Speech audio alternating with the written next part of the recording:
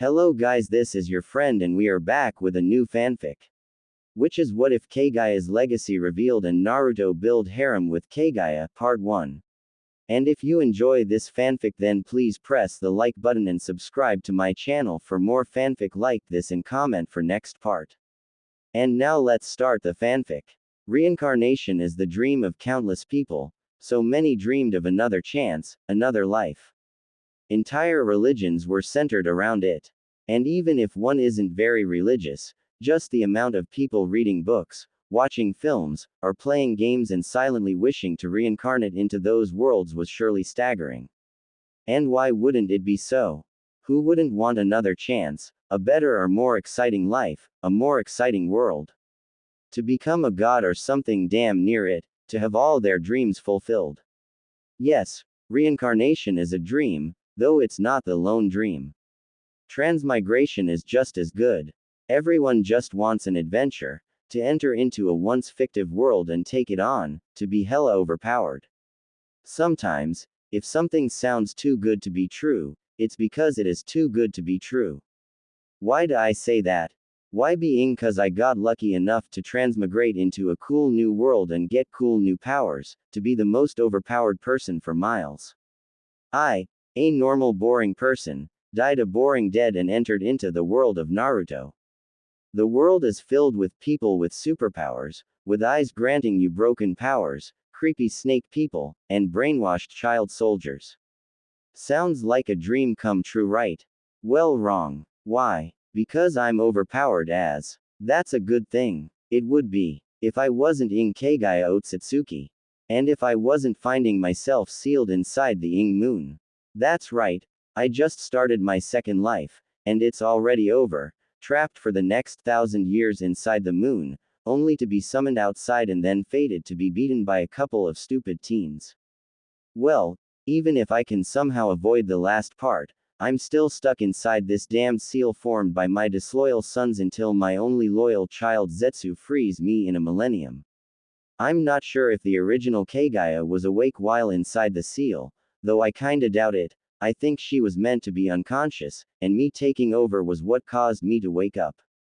It would have been better to just sleep through all this, it would likely save me from going mad due to being trapped here for that long.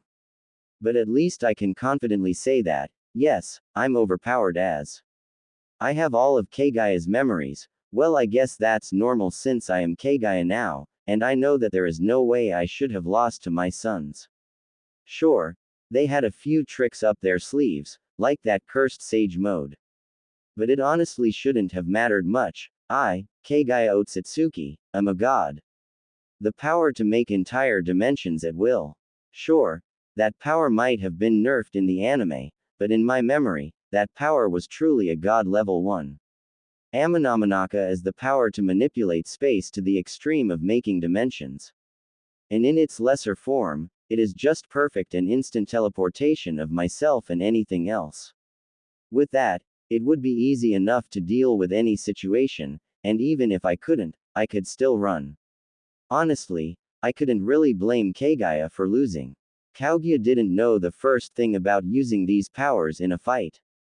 Kaguya hadn't fought a lot of high-level battles, so she, and therefore I, lacked experience. Not to mention some powers like all-killing ash bones, which was a truly deadly one-shot kill, just weren't things I could easily use, practice, or play around with, much less use them to their limit in a battle against someone I didn't want to kill. And yes, the old Kaguya hadn't wanted to kill Hagoromo and Hamura, I had held back so much it wasn't even funny. And the combination of holding back, and not being able to properly use my powers in a fight had resulted in my current situation, sealed inside the moon. And yes, I couldn't and wouldn't blame the old Kaguya for losing, even if one gains an innate knowledge of one's bloodline abilities upon waking them, that doesn't really translate to combat-ready power. It took training, experience, and sparring, which wasn't easy to come by when one was a goddess among mortals. So yeah, Kaguya wasn't some master of combat, neither then nor now. After all, before becoming Kaguya, I was just a normal person, never even been in a fight. I knew nothing about fighting, so yeah, that was still a major weakness. At least now, I understand the sheer power of Kaguya and have a few ideas about how to better use them, which should allow me to blitz down Naruto and Sasuke once I'm free. Plus, I had thousands of years of waiting, so I might be able to figure out something, plenty of time to plan for the future, after all. And I'm bored. So bored. Please just kill me, so bored. Bored. Bored, so bored. Being stuck in total darkness is real damn boring. I have no idea how long I have spent. Was that hours? Days? Minutes? Being conscious in here for the next 1,000 years will surely make me go crazy if I don't do something. I will come out here just as crazy, if not more so, than the original Kaguya. I started to seriously go over Kaguya's memories.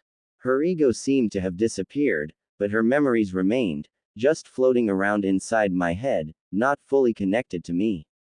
I admit, I was somewhat worried at first that I would end up becoming Kaguya, that my ego would be taken over by her memories, but that didn't happen. Then again, she didn't have the strongest of egos. Kaguya wasn't a bad person, far from it, in fact. Getting to know more about her was enlightening. So very little was known about her, other than a few filler chapters or episodes. She was an unknown. Yet now that I had become her and had inherited her memories, I could somewhat understand her. Well, I could understand her, I was her. It really wasn't hard to understand her when I had her memories. She had her reasons for doing what she did, and well, she did pretty damn well. She came to a world that hadn't known peace for generations, and she gave it peace. She was revered as a goddess for it. She might not have been the best ruler, but I think she did pretty well. If only she hadn't tried to build an army, she would likely have made a peace that would have lasted generations. I also knew everything she did about the Otsutsuki clan. I knew many secrets, and I knew why she was scared of them, though personally, I don't think she had to be. While I had never watched the follow-up show to Naruto about his son, I had seen a few clips of the big fights. I knew about the Otsutsuki members and had a rough idea of their power level. Knowing about what powers Kaguya Otsutsuki had, and what had taken down the others, well, I felt like I was a big shot even within the Otsutsuki clan. While I wasn't the strongest, I was for sure up there. There was no way she should be afraid. I would be welcomed back with open arms. Sure, I would have to prove my power, kill a few fools, but yeah, Kaguya was used to thinking of the clan as powerful, and herself as weak, so even when she got power, she failed to realize just how much she got. Still, all that power would do me little good while I was stuck in here. I couldn't even speak, so no singing. Kaguya had been rather good at singing, so I had hoped to try, but well, thanks to my good sons, I couldn't. Chakra, the fuel of the ninja world. It is the key to everything. It is what separates a ninja from a normal person, giving them the ability to use all their crazy jutsu. And it is all something that was stolen from me, my chakra. The amount I had gotten from the god tree's fruit was immense. And what set different members of the Otsutsuki clan apart? Everyone could eat a fruit, but not everyone was allowed. That was because of the idea that some people would waste them.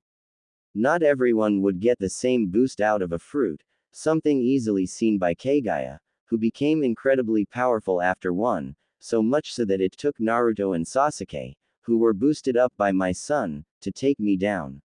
While the other Otsutsuki, who came later, claiming to have eaten many, were easily defeated. Kaguya, was very talented, something I didn't know before I ate that fruit. That was why Kaguya was scared. She knew that people would get punished for eating if they weren't allowed. Yet, I knew she shouldn't have worried. She turned out to be far more talented than anyone had expected. In front of her talent, my talent, everyone else was wasting the fruits. Still, having a ton of chakra didn't help me, not while stuck in here. With nothing else to do, I began to try and see if I could feel the chakra inside me. I knew how it was supposed to feel from Kaguya's memories, but feeling it wasn't easy, or maybe it was, and I just couldn't feel it because of the seal. Still, I had nothing but time, so I continued to attempt to focus inward. Trying to find the sea of power that had allowed me to be known as a goddess before my sons turned against me. It took me a while, though I wasn't sure how long.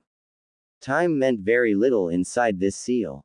Nonetheless, I finally felt it, deep inside me, a massive ocean of raw power, endless chakra, countless times more than needed to break out of this seal, yet, to my dismay, it was mostly sealed completely away. The moment I made contact with it, it was like seeing the sun, like coming out from total darkness and being greeted by the sun itself, blinding, powerful, and most importantly, all mine. I couldn't help but feel awe at my chakra. It was beautiful. There was no other way to describe it, it was awe-inspiring and powerful. Yet, the seal was clearly restricting my chakra, it couldn't separate it from me, it was mine, and it wasn't easy to take it from me. I hadn't really understood the original Kaguya's love for her sons until now. That she had been able to share half of her chakra with them was nothing short of amazing. I had the memories of her doing so, but the feelings were clearly muted, likely by their later betrayal. I could hardly imagine doing that, it was so beautiful and without a doubt a treasure worthy of obsessing over. I tried reaching my chakra, hoping that I might be able to use it to break free of this seal and avoid spending the next 1,000 years in here. But it was difficult. From Kaguya's memories, it had come so easily, my chakra had wanted to be used. Yet now, I could barely even feel it, much less use it. Clearly, sealing was a powerful art and a dangerous one to be on the receiving end of. Yet, I had nothing else to do, so I kept on pushing, kept on reaching out for my chakra, attempting to reach it, to move it, to use it. In the end, what was once an endless sea of power was now frozen, solid, and unmoving. After who knows how long, I was finally able to reach it, touch it. But I couldn't move it, so I still couldn't use it. Still, it was some progress, and it emboldened me to continue. I kept pushing, wanting to access this sea of power. And with nothing else to do, I focused on it with a single-minded obsession. Had my seal shattered that moment, I had no doubt I would instantly appear screaming about my chakra, appearing completely degraded, like a crack addict after their fix. I had no idea how long I had been trapped inside the seal, no idea how long I had used to find my chakra, or how long it took me to reach it, but I felt I had been trying to use it for a long while. Nothing much happened, nothing at all, until suddenly, it shifted, ever so slightly. And with that, my world changed completely. I can see. End of chapter. So, a Naruto fanfic, another one, well my first, but yeah, there are a ton of those around. Countless bad ones, but also a ton of really good ones. I had spent countless hours reading Naruto fanfic. Both the good, and the bad. It is one of the two big bosses of fanfics, together with Harry Potter for a reason. I watched the anime as a teen, it's been a while, but since then I have never stopped reading fics about it. And I have come to realize who my favorite characters are. Yeah, it's not Naruto or Sasuke.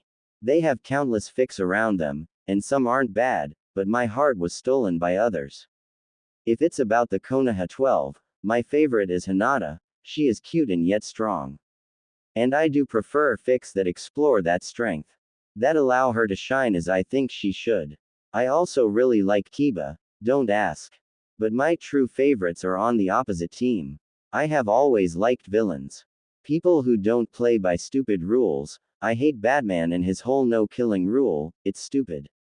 So, in Naruto, my favorites are none other than Kaguya, big surprise there, I bet, and Nagato, or Pain. Nagato is a great character, and the show didn't do my man too dirty, he was a big bad for a long while, and went out with a massive bang. Even if I have a hard time forgiving him for what he did to Hinata. The only one brave enough to stand up against him, that is what real strength of character looks like. And then there is Kaguya, the final boss of the original show. And what a twist. Who had seen that coming? Yeah, No one, because she had almost no setup, she was kinda bad. Everyone was pissed at her. How dare she steal Madara's thunder? Everyone looked forward to that fight, and then she just shows up, makes a fool of Madara, and then gets herself defeated like that. Yeah, that was such a letdown. She had a ton of potential, but it was wasted by bringing her in from out of nowhere, and then defeating her like that, never giving her time to grow, to show herself off. It's a travesty. A crime. Unforgivable. Oh, sorry, I was thinking about Boruto, because, what a shit show that is. But Kaguya still deserves her redemption, and a few good fics out there did it somewhat well. Though a lot of people either use her as a villain or a wife. Few takes her side of things. This fic comes from the desire to give her a chance to shine, but I am not the author of Naruto, so I can't do that.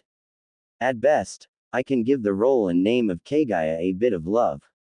Make a new, better one, because the one we got just didn't live up to her potential.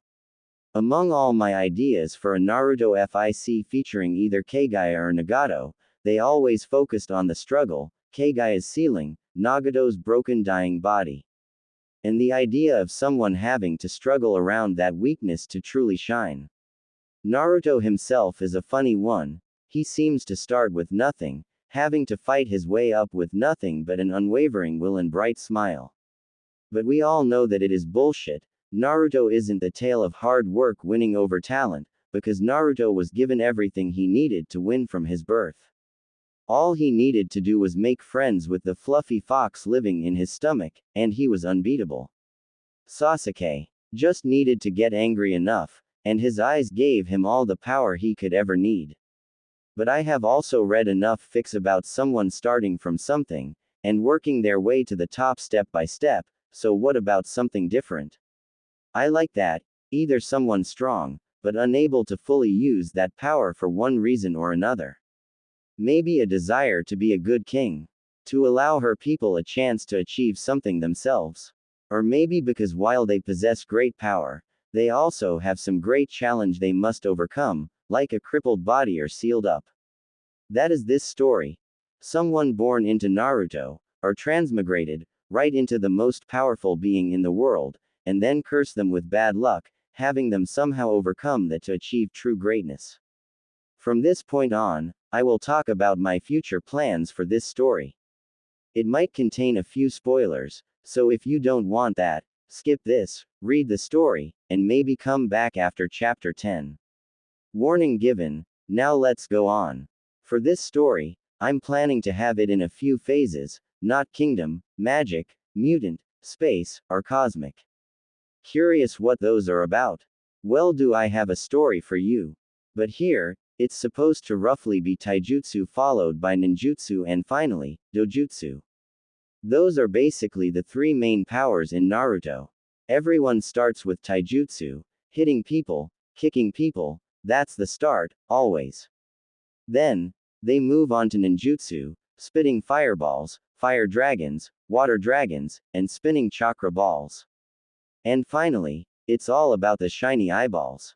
This story will also follow the same route, going from hitting things to hitting things with other things and then getting god-like eye powers.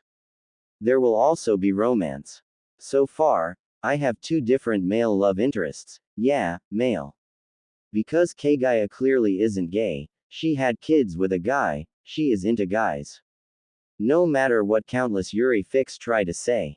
On that note, this story will have a secondary set of chapters, not all, but a few chapters might have 8.5 version, which is just a version where more mature topics are touched, it's fully optional. But, if you put me in Kaguya's shoes, sealed inside the moon like that, I would totally jump on every handsome guy that crossed my path. Kaguya won't do that, but she isn't going to be a prude. That said, those chapters might not appear on every site I upload this story, due to rules and such, so if you are interested, keep an eye on the end of chapter notes to find such chapters as they are released. Kaguya had showcased quite a few powerful abilities and tools in her short fight against Naruto and Sasuke. While her fighting skills weren't too impressive, she was still fast and strong, but her true strength came from abilities such as the 8 Gods Vacuum Attack, which could reduce even the full Susanoo to nothing. Or the all-killing Ash Bones, the ultimate one-hit kill ability. Or the Rabbit Hair Needles to use her hair itself to shield her or attack. Then there was the Amanamanaka for teleportation and dimension creation, total manipulation of space itself. Summoning technique to summon all manner of monsters to her service, or the expansive truth-seeking ball, her possibly most powerful attack. And all those were powered by the Rinne Sharingan on her forehead. But most forgot her Byakugan, and honestly, I could hardly blame them. It wasn't that impressive in the anime, or the manga, but having Kaguya's memories of it, I can confidently say that the Byakugan is very impressive. Or maybe I was simply biased because the Byakugan broke the darkness I had been trapped in and finally allowed me to see. Thankfully, the Byakugan allowed one to see through objects, so I wasn't just forced to watch the rocky interior of my prison. No, I could see right through it and see what lay beyond. I could see my nursery in all its glory, my world, my planet. It was beautiful, shimmering blue waters, with large green dots all across it. There was more than just the one continent that made up the elemental nations, though they didn't have humans on them, I had made sure of that. As I ate the fruit from the god tree and put all of humanity to sleep with the infinite Tsukuyomi, I began reshaping the world itself. I carved rivers and made lakes, I made the land rich and fertile, ensured that all who would live on it wouldn't lack for anything. I knew that it was the lack of resources like water that caused wars, so I ensured that there wouldn't be such things.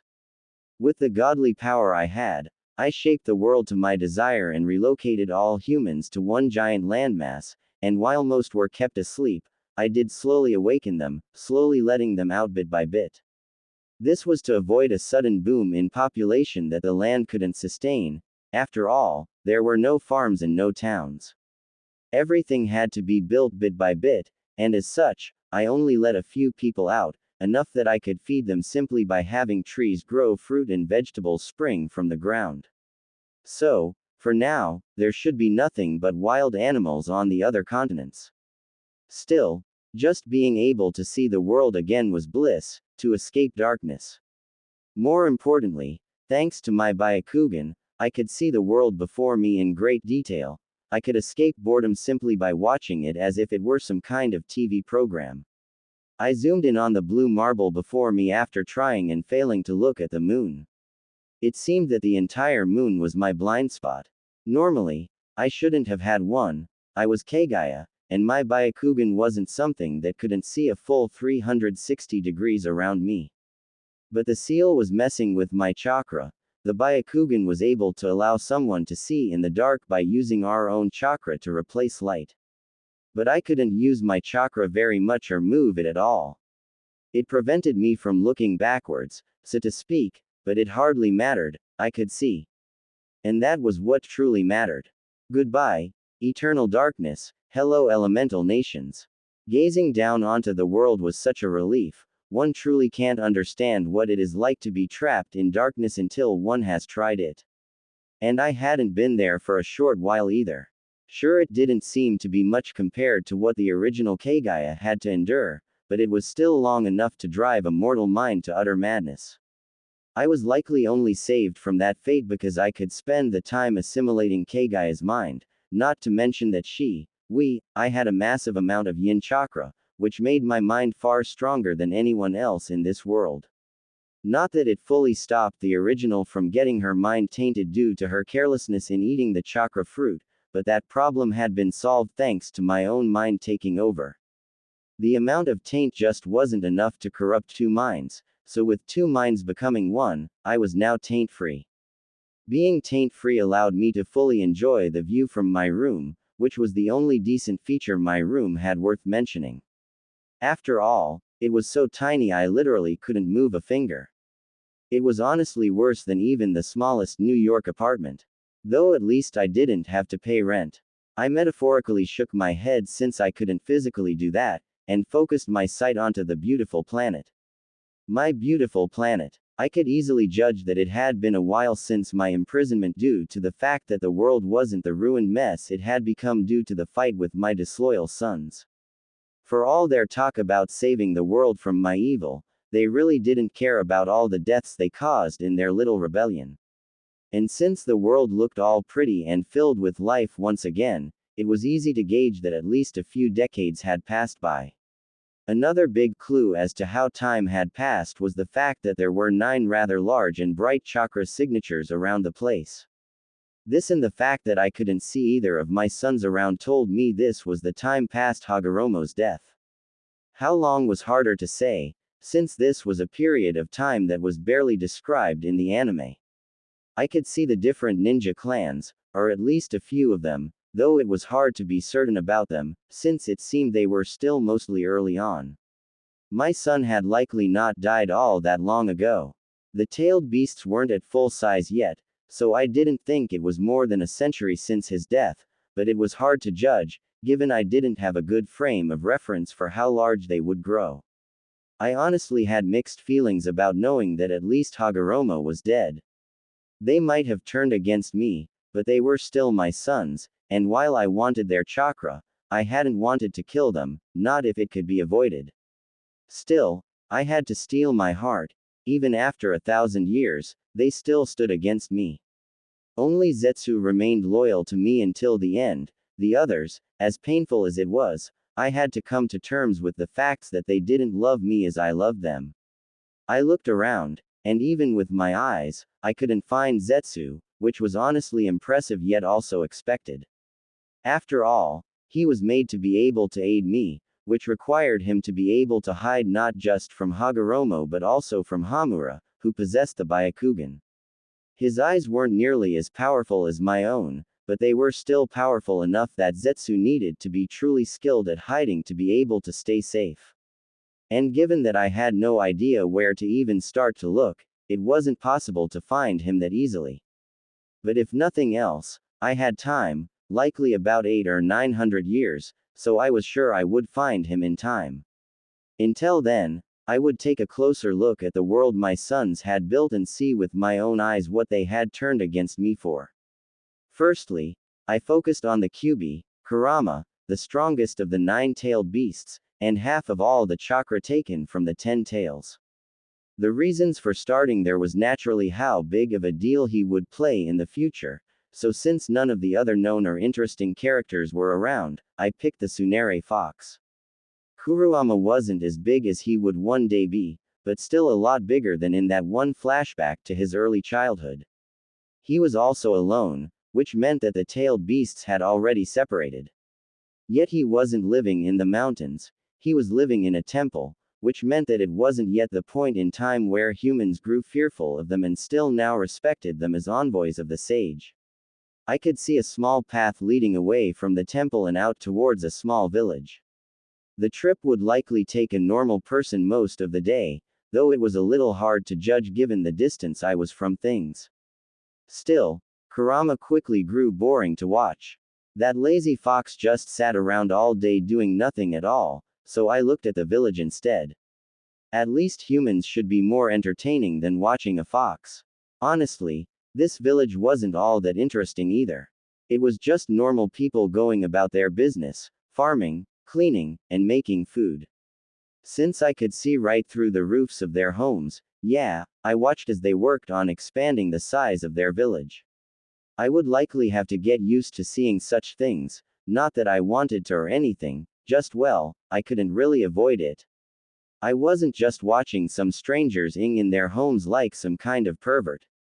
Still, there was one interesting thing to watch, even in this small village, something I had never seen before. Ninshu. The art my traitorous son made to unite the people, the fool he was, believing that understanding one another would lead to peace, even his own sons failed to be peaceful with one another, what chance had the rest of the world? The only reason he had brought peace to the world was because he was strong, the same way I had ended the age of endless wars. If someone is strong enough, others will be fearful and be forced to obey you. I had ended wars, first by capturing everyone in Infinite Tsukuyomi. If they were sleeping, they couldn't fight, couldn't kill, couldn't cause pain and harm. After that, I shaped the world, allowing it to easily supply everyone with their basic needs and eliminating the need for war. After that, it was easy enough, I slowly released people.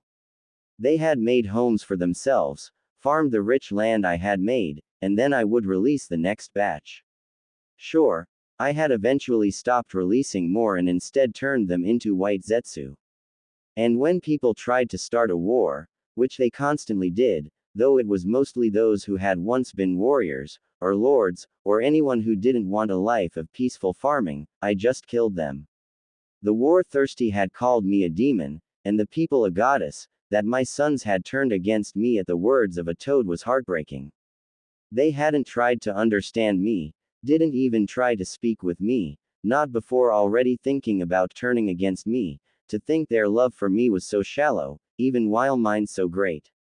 Yet, here, my son had shared chakra with everyone, teaching them this ninjutsu of his. It was a far cry from the ninjutsu that it would one day become. It was mostly just a type of sensing, using chakra to sense the emotions of others, allowing you to understand what they felt. Yet it was hardly enough to stop the war. Already now, not long after my son's death, I could see the signs of unrest.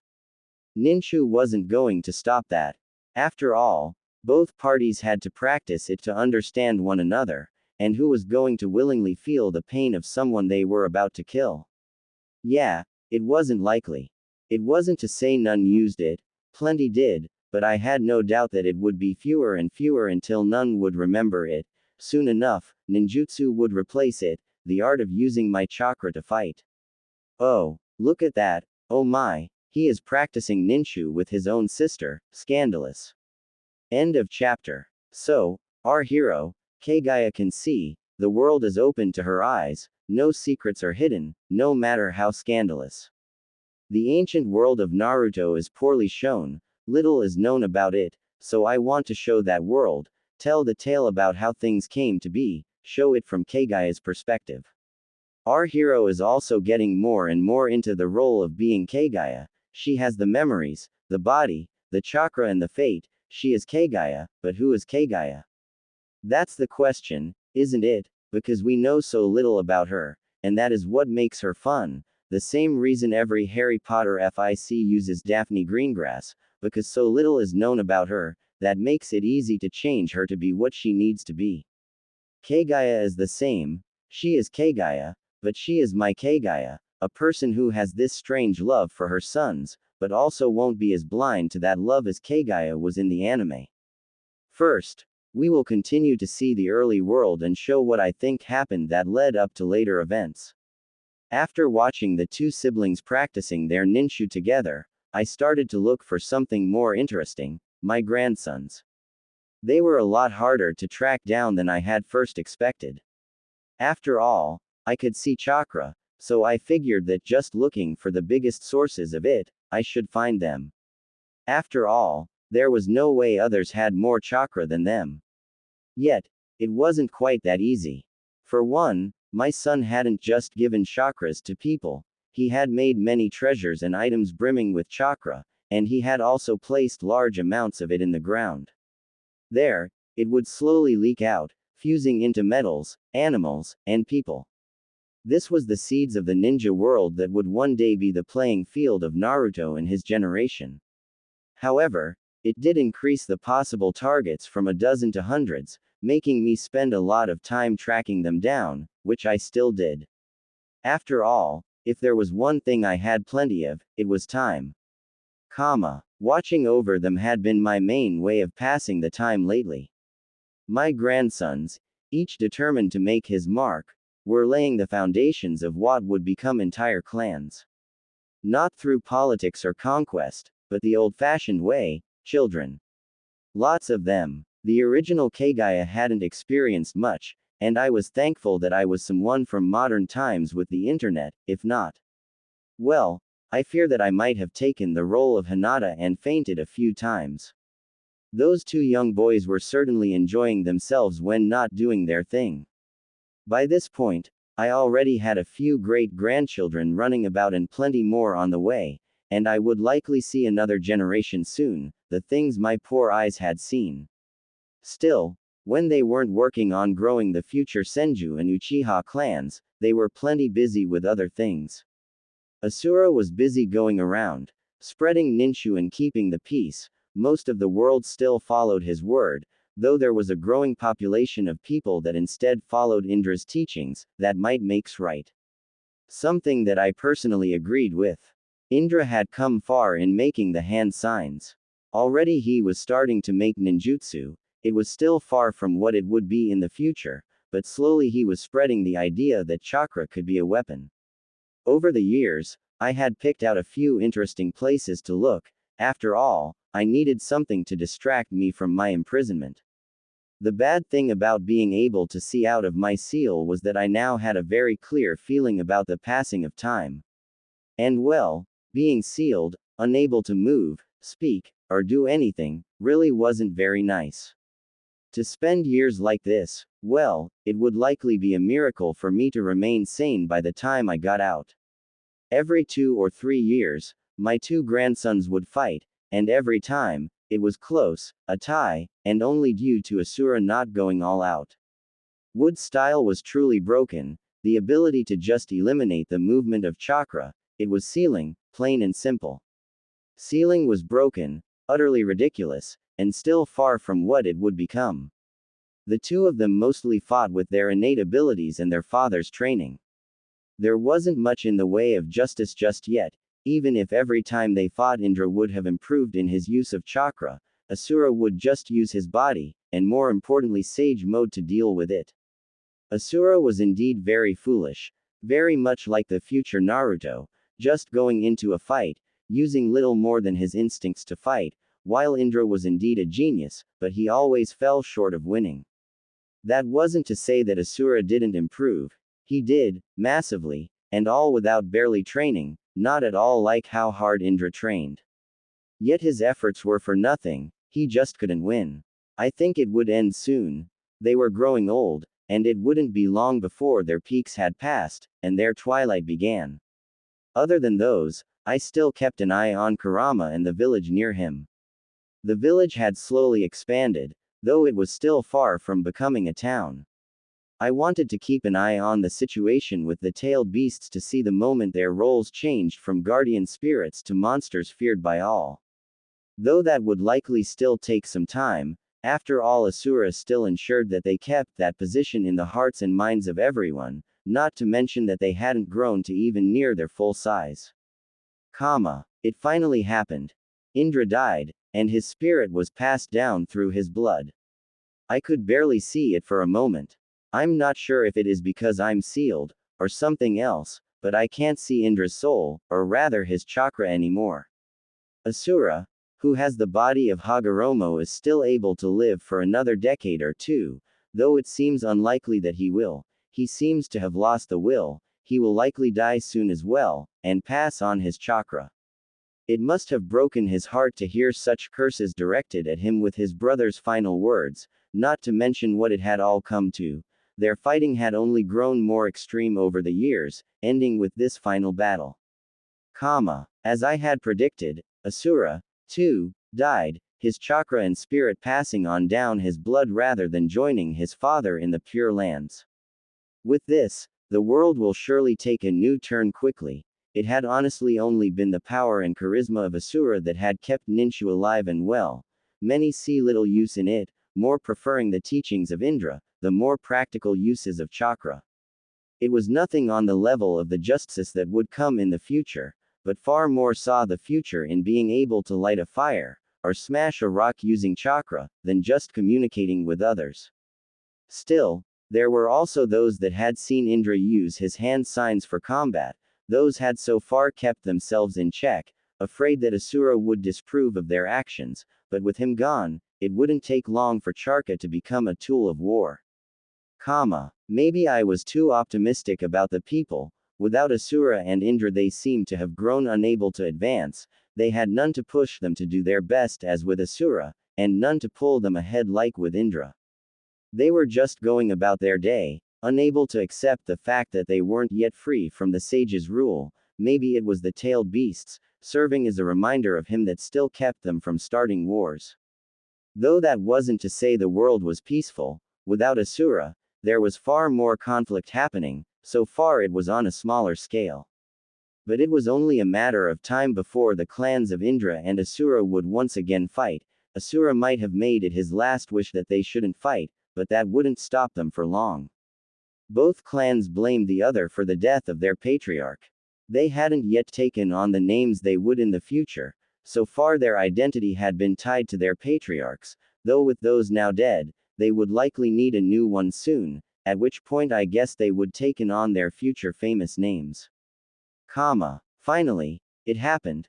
The Senju and Uchiha clans were born, the first clans of all. They have also started to fight once again, and as if it were what the rest of the world was waiting for, the entire place instantly became a mess. Finally, I once again witnessed war, my beautiful nursery, engulfed in war. So from within my seal, deep within the moon, I gazed down onto the world below. I saw as they fought and killed, dyed the ground red with the blood being spilled. I felt pain in my heart. I had sought to spare people from the horrors of war, and yet, due to my own sons, I had failed, and now, nothing could stop what was to come. I was wrong. The war is over. Hamura is still alive. He came down from the moon, stopped the fighting between the Senju and Uchiha clans. The two clans, properly cowed under his overwhelming power, quickly set out to bring peace to the rest of the world. The Senju clan stopped the wars and then left, returning to their own homes and lands.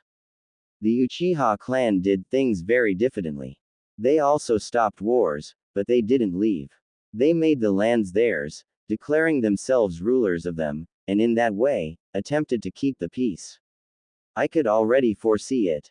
Soon enough, the Uchiha clan, with its vast lands and population, would grow rich.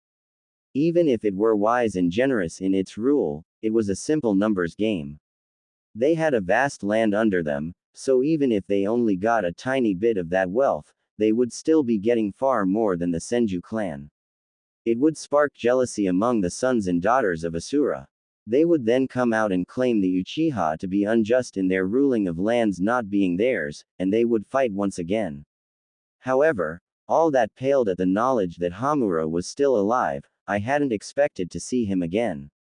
It was strange, both painful, but also joyful. Clearly, deep in my heart, I still loved him.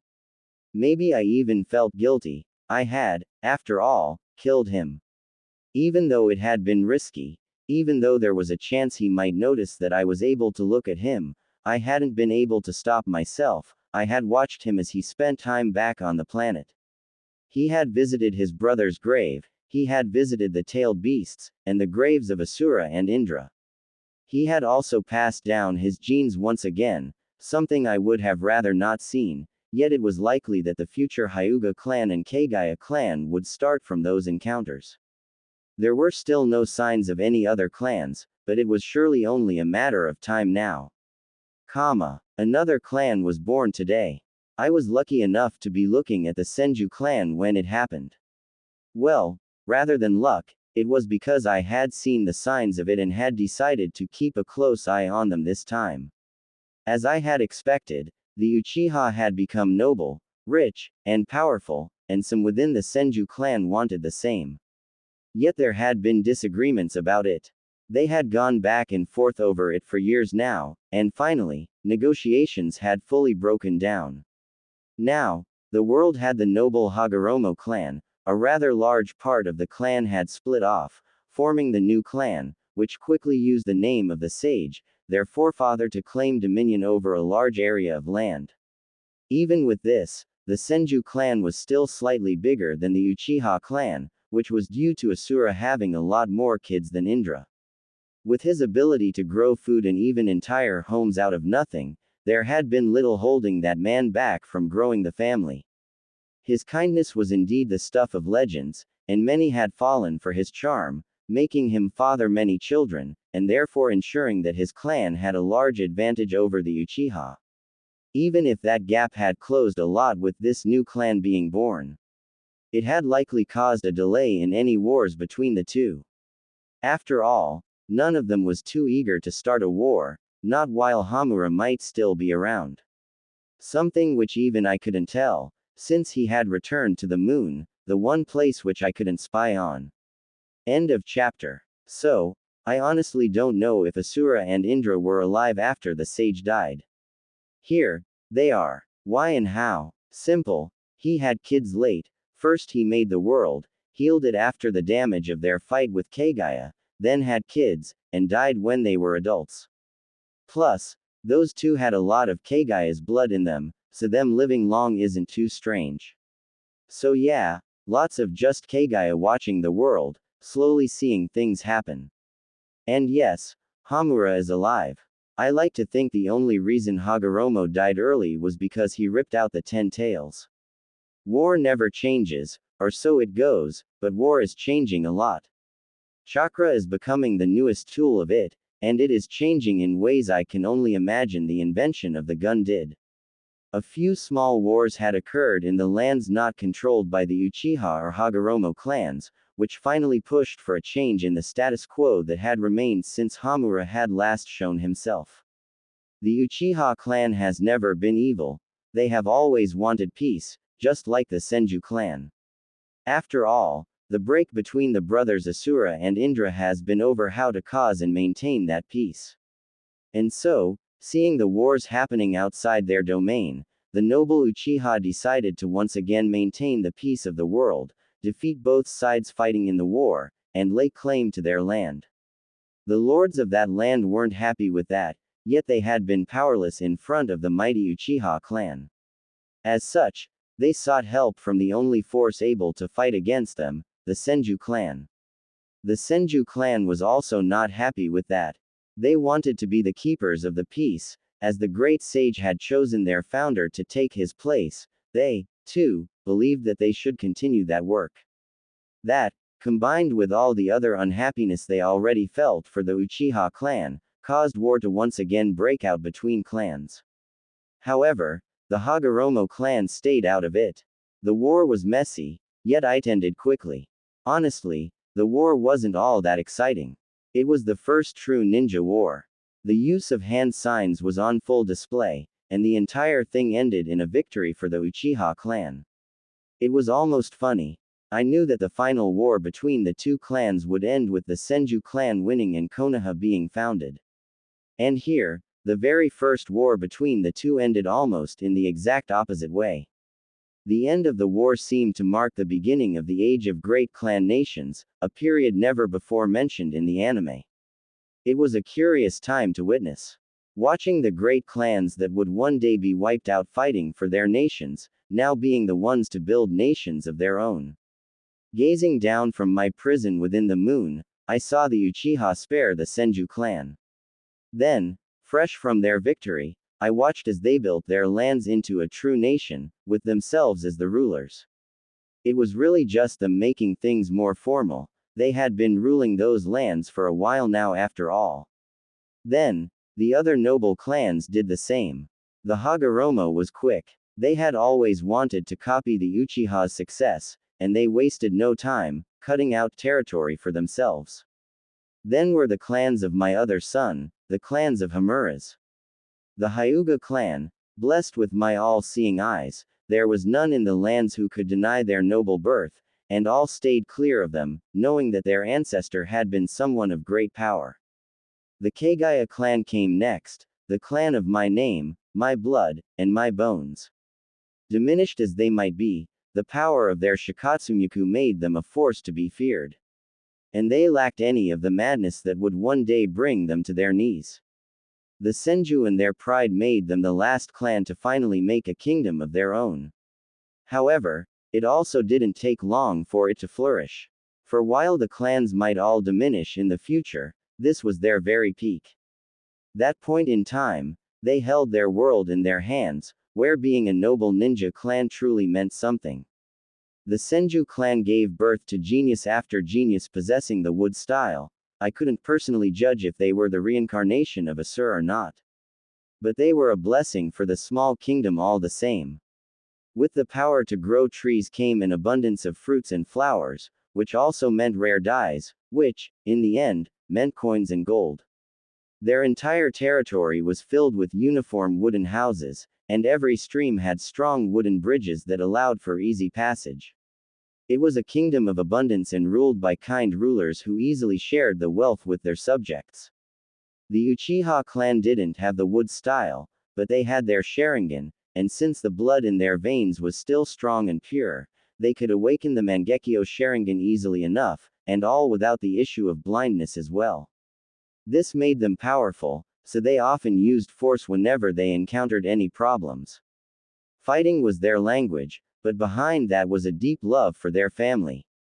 The Sharingan allowed them to clearly remember the good times, so they often grew very obsessed with them. Should anyone threaten the peace, they would face the full might of the Uchiha clan. They were shaping up to be some real tyrannical rulers. Yet, other than that, the Uchiha clan was also the forerunner of making ninjutsu. The other three noble clans didn't really have anything that special going for them. The Hyuga clan was already getting lost in their noble lineage. They weren't bad rulers, but they also weren't the best, though maybe that was the best kind of rulers to be. The Kaguya clan, on the other hand, was already proving to be poor rulers. Maybe it was this generation, but they weren't doing great, only their power allowed their nation to remain as it was. There still weren't any other ninja clans at this point in time, but then again, such a thing would likely take a while longer. After all, not everyone could have my blood in them. I still kept an eye on the Biju, the then monsters made of my charka. They were still small, still worshipped by people, though few looked to them for wisdom, most turned to their rulers instead. Still, the first village near Kuruma continued to draw my attention.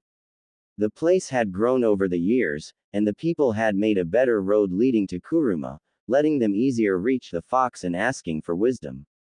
The primitive people treated him almost like a god, or at least a divine spirit. Which felt right to me. It was only right that these mortal humans treated someone powerful like that. Dear little Kuruma seemed happy with all the attention, even if he tried to act cold. He was doing his best to appear dignified in front of his little worshippers, but as soon as they left and he found himself alone, he would show me the most amusing sights. He was still far from his future size, but he wasn't tiny anymore, so it was an amusing sight indeed to see him roll around acting all embarrassed over what he had done and said. Too bad the fun was kind of ruined by this nagging feeling in the back of my head, urging me to regain my lost chakra, of which a lot now made up the nine-tailed fox. However, the feeling wasn't too difficult to ignore, though I feared that if I remained trapped in here for 1,000 years with nothing but that feeling, I would get lost in it, become the very Kaguya that left the moon in the anime. Thinking about that made me once again look around for two very elusive targets. Two people I had yet been able to find. Zetsu and Ashiki. One being my own loyal son, made from my will and chakra, entrusted with the mission to free me. And Ashiki, he was bad news. I had thought him dead, at my own hands. Yet he had survived, that much I knew. However, I had never watched or read anything about the future beyond my own fall at the end of the Fourth Great Ninja War. However, I still knew a few things that were to come, including what I had always feared, the descent of other Otsutsuki members. Of those, the strongest was, no doubt, Ashiki. He was apparently the final boss of the anime after Naruto. And he was worthy of such a thing. Had he not been taken by surprise, there was no way I could have defeated him. Now, he was also not supposed to be that strong. After all, the old me from before I consumed the chakra fruit was able to almost kill him. And yet, most people from the future couldn't even harm him.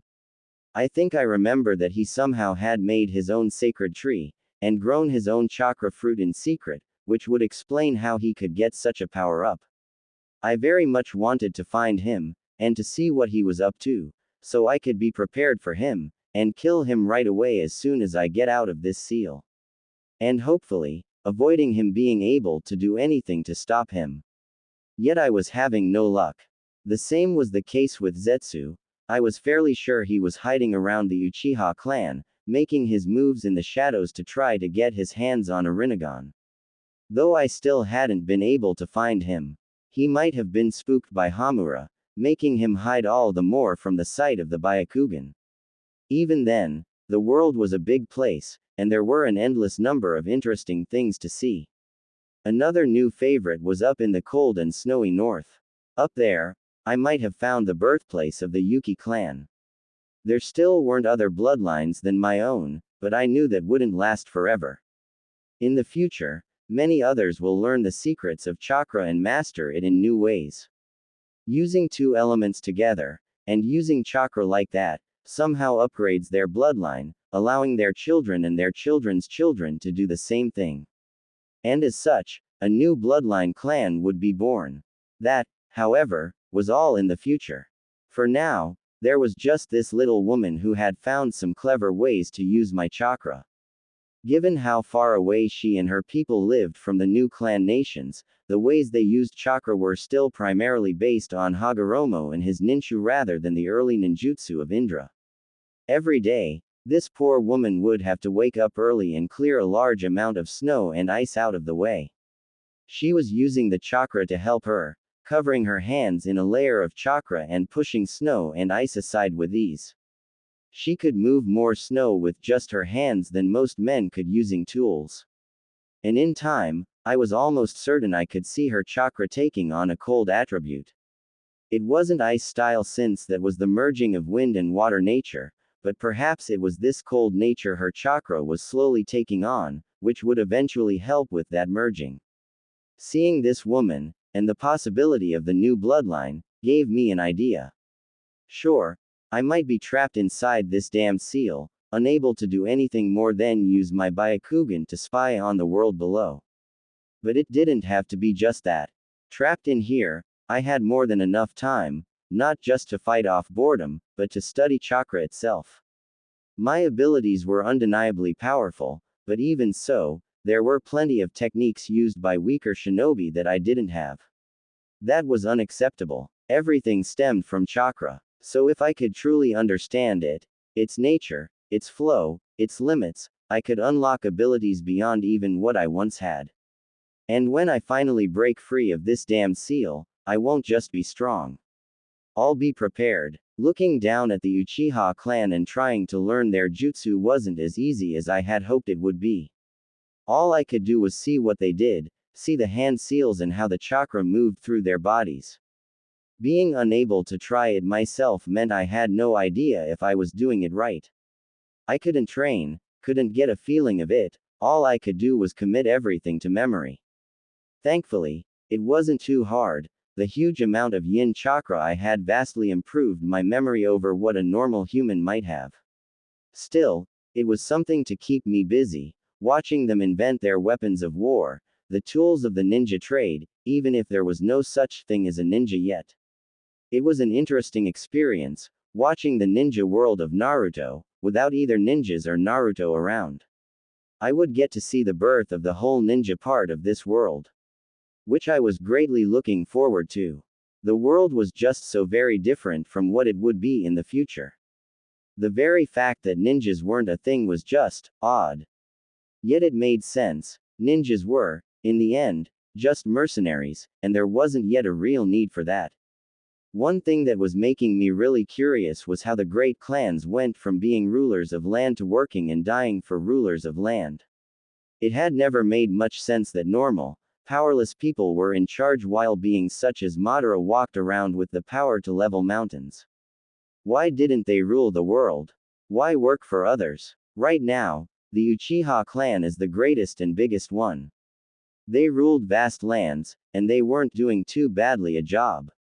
So what would go wrong? I didn't know, but I would find out soon enough.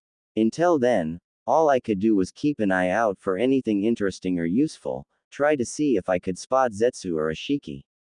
And so, I continued to watch the world move along, my legacy all but forgotten, the legend of the rabbit goddess slowly being lost to time. Only the glory of Hagoromo remaining due to his children, the Uchiha and Senju clans spreading it. The Hagoromo clan wasn't far behind, taking even his name as their own, using it to legitimize their rule, not that they really needed it. Being able to use chakra was still seen as a noble trait. Those skilled in it didn't just have the ability to do things normal people could never hope to do, but they also gathered respect, bordering on worship, from the unwashed masses. It really was hard to not see the people of this time as lesser beings. Their behavior was just so primitive. The great clans were better, with the Hyuga clan being the best overall.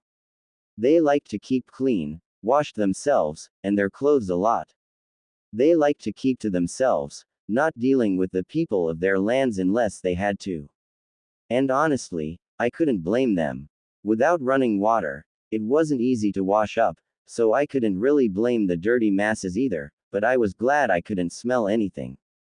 Still, the Hyuga clan had a problem. They were weak. The Hyuga clan had never been shown to be very strong, and at this point in time, they really weren't. For a clan with my blood, they really hadn't been blessed. My own Byakugan was powerful. At my peak, before the ceiling, I could crush buildings and reduce my enemies to a pool of blood just with my eyes and chakra. The Hyuga clan, however, couldn't do any of that. While their eyes were far purer now than they would have been during the time of Naruto's life, they were still unable to truly use them. They just didn't have enough chakra. While my sons had passed down other things to their own children, my Byakugan no doubt had great potential, but it also had the biggest requirement for its use. Normally, it would do little but allow one to be nearly all-seeing. And the Hyuga clan indeed had that. They could see far and wide, and none could hide from them. A dozen miles out, they could see everything clearly, none could sneak up on them. Yet that mattered little as they had nothing else. This was long before they would make the gentle fist style, so they really had no real way of using their eyes. None truly knew this yet. Everyone still remembered the way Hamura ended the fighting, they remembered his power, and they feared it. The problem was that the current Hyuga clan had none of their forefathers' strength, they lived on his reputation at all. That wasn't to say that many could beat them, they had more chakra than most, and that did allow them to be faster and stronger, but without many powerful jutsu, they had very little in the ways of using that chakra. The Byakugan was more than an eye that could see far, it was so much more. It allowed one to manifest chakra, to amplify it. With the Byakugan I had been able to use things like the 80 Gods vacuum attack. An attack that had torn apart the full and final stage Susanoo like wet paper. The attack was just using pure chakra, yet without the Byakugan for support such an attack would have cost tens of times the chakra. So, the Byakugan was strong, but only if used right, and the current Hyuga clan didn't have a way of using it. And they wouldn't until they came up with the gentle fist. I couldn't help but worry that something might happen, and I knew something would.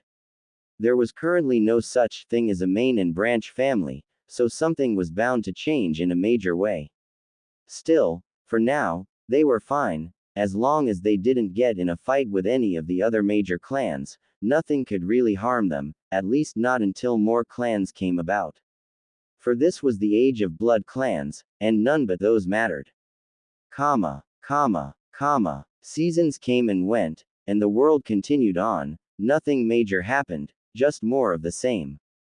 The tailed beasts all continued to grow larger, the great clans continued to grow in wealth and power. The Uchiha continued to be at the forefront of making jutsu with their hand signs. One of the newest things was the establishment of lesser clans.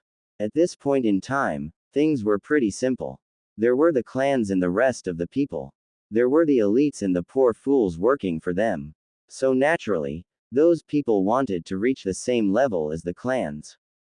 I had expected the first other clan to be the Yuki clan, given that I had seen someone gain a cold attribute chakra. Yet that wasn't the case. The first people to call themselves a clan were a small village living near Kokuo, the five-tailed beast. I hadn't paid much attention to things, not until I noticed something was off at the Uchiha clan.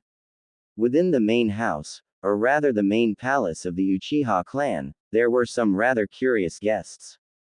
Sitting in the main hall, the current head of the Uchiha, a person with the eternal Mangekyo Sharingan, talked with three people who all had one common trait.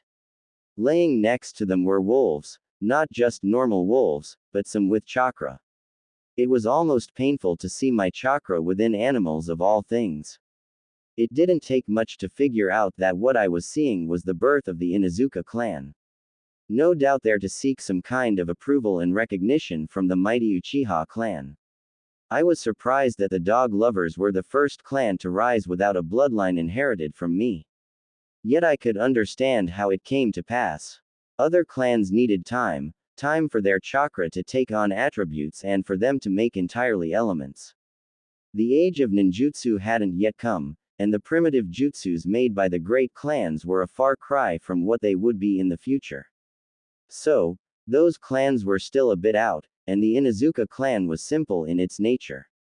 It was just people living with canine companions, something humans had been doing for a long time.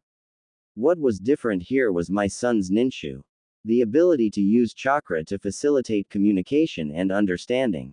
Here used between animal and human, rather than between humans.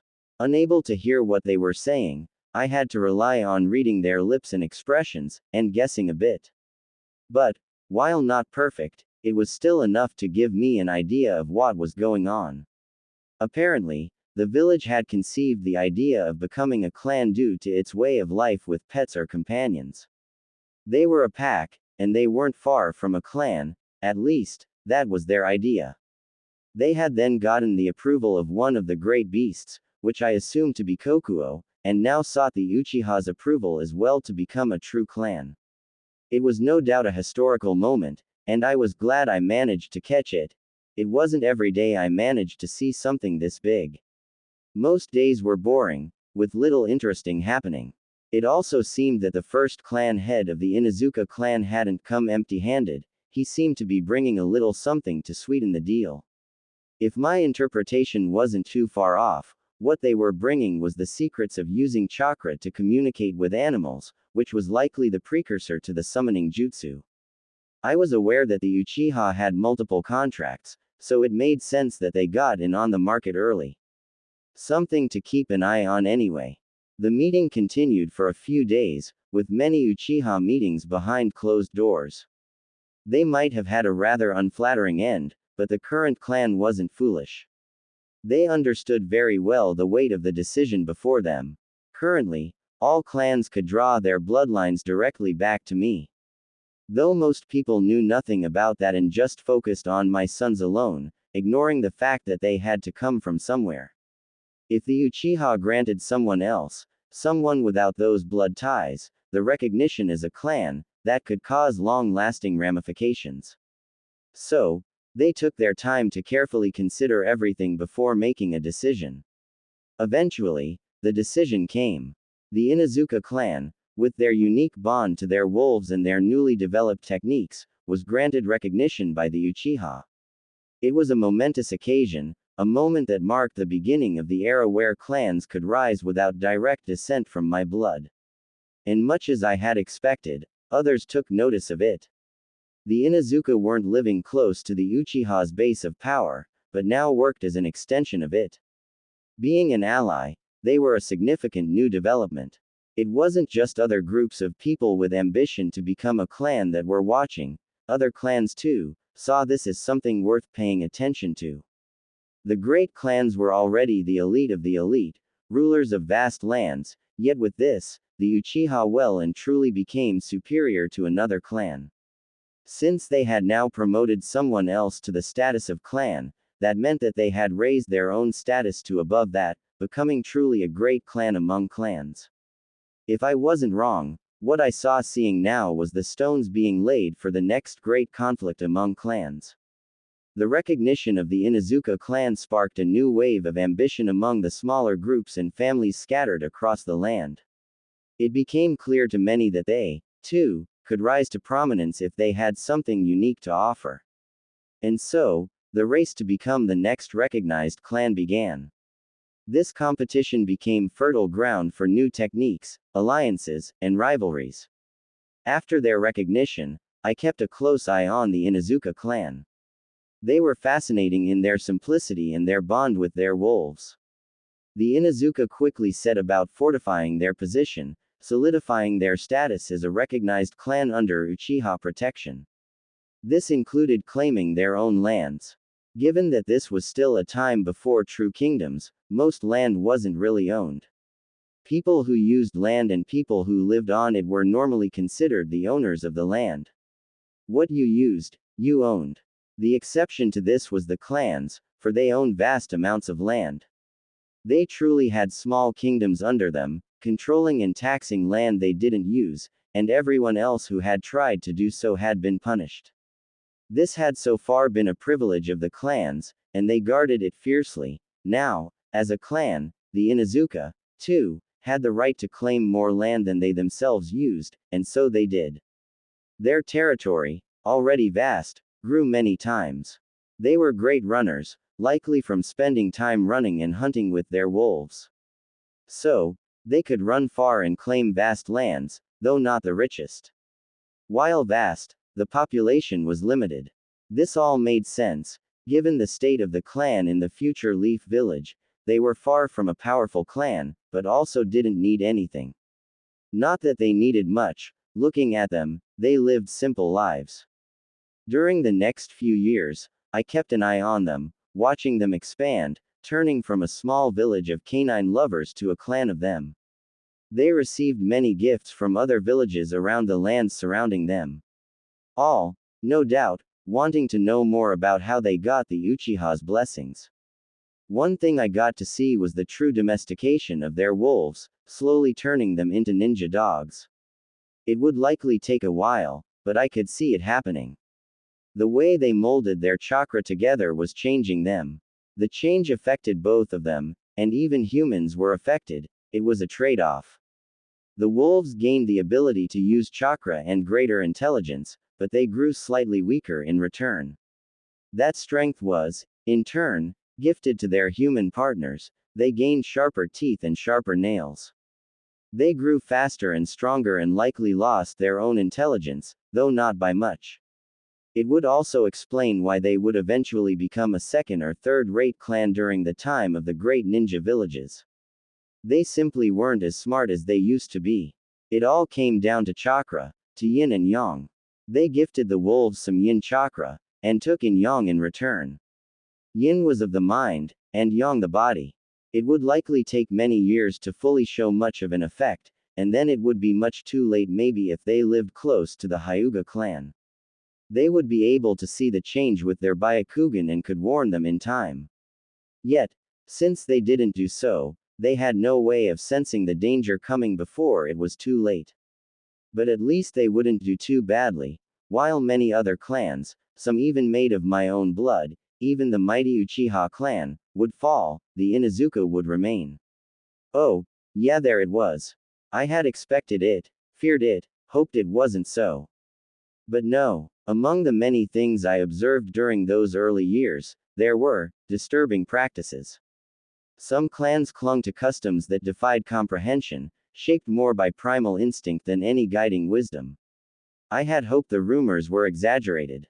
They were not. I looked away more often than I care to admit. Even omniscience has its costs.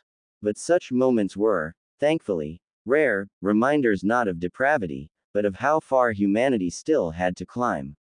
Ah, this world was a mess. Pulling my sight away from the dog Ing, I looked around for my son, trying to see if he would show himself. Yet, he still hadn't shown himself, likely only showing himself for a few rare moments, short enough for me to miss. I had tried, oh had I tried. But just looking at the Uchiha clan for too long just grew boring. Years of watching them inventing new jutsu had been fun for a while, but everything grew old quickly. Maybe in time, I would be able to watch one place for longer, but for now, I just didn't have the patience for it. Moving my gaze along for anything interesting to watch that didn't involve getting very close with one's pets. I spotted the small village near the Nine Tails. I had watched the place more than a few times over the years, and dear little Kurama wasn't so little anymore. While not yet the size he would be in the future, he was more than halfway there. larger than even the temple made for him. I had happened onto a moment where some people were approaching him. A small group of villagers slowly made their way towards his temple, where he was sleeping out in front. I had to admit, he almost looked like a demon keeping people away from the temple rather than some divine guide of mankind. And I clearly wasn't alone in thinking that. I could easily see the fear and nervousness of the people as they got closer and closer. I sadly couldn't hear what they were doing, and I never had much training in reading the lips of a massive speaking fox, so I missed out on half of the conversation, but from what I did pick out from reading lips, they had heard about the new clan, and had come seeking a way of becoming one themselves. Given their looks and expressions, they didn't get the answer they wanted. Kurama likely didn't understand why they wanted to become a clan, not understand what it meant to the people of this age. Once more, I would sigh if I could. I honestly didn't hate the fox. If anything, I could understand why he hated humanity. He wanted nothing more than to help, but instead, he was called a demon. He was hated and feared, and the people he wanted to help turned against him, and even then, it wasn't enough. The clan of his father had attacked him, and the other clan also of his father's blood had sealed him away. It wasn't all that far from my own fate. Wanting to help the people of this world and stop wars. And I had done so, giving people peace. The number of lives I claimed to be turned into my army was tiny compared to the many that died due to war. Yet my sons couldn't see this. They were blind to the truth, to the fact that I wasn't evil, I was just. Just because the tax I claimed was in lives didn't make me evil. I had seen countless warlords claim gold, food, and lives. I provided food and protection, and only wanted a few lives. Most happily offered up what I wished for. It hurt just thinking about it. I still felt so much love for them, yet also so much pain at their betrayal. Poor Kurama would soon find himself without a home. The people feared him, were unwilling to come to him for aid, and to make things worse, he did not understand their needs. As such, he was unwilling or unable to fulfill their wishes. It was only a matter of time before they entirely stopped. And once that happened, it wouldn't take long before people forgot about him, his purpose, the things he had done for them in the past. He would just be a demon living nearby, next to a temple of a divine spirit. He would become a demon, and in turn he would grow to hate humans, and truly turn into a demon. Yes, that was his fate, and I would be watching it all. That was really all I did. I watched things, hoping for Zetsu to free me. My poor loyal Zetsu, he worked so hard for my sake. I would ensure that once he did help me out, that I would be ready, that I wouldn't get sealed again, that I would be able to reward him for his hard work. So I turned my attention out wide again, seeking anything useful. A new jutsu, or something else. I might not be able to practice, but I could still learn. And so I watched as the young kids of the Uchiha clan trained. I watched them fight, spar, memorize and practice their hand signs. I watched as the adults trained their Sharingan, watched how the chakra moved inside their bodies, outside them. I knew that the Sharingan was powerful. I personally held its highest form on my forehead, and I knew little of its use. I could use it, do powerful things thanks to it, but the way the Uchiha used it was new. They used their eyes in ways I had never thought about.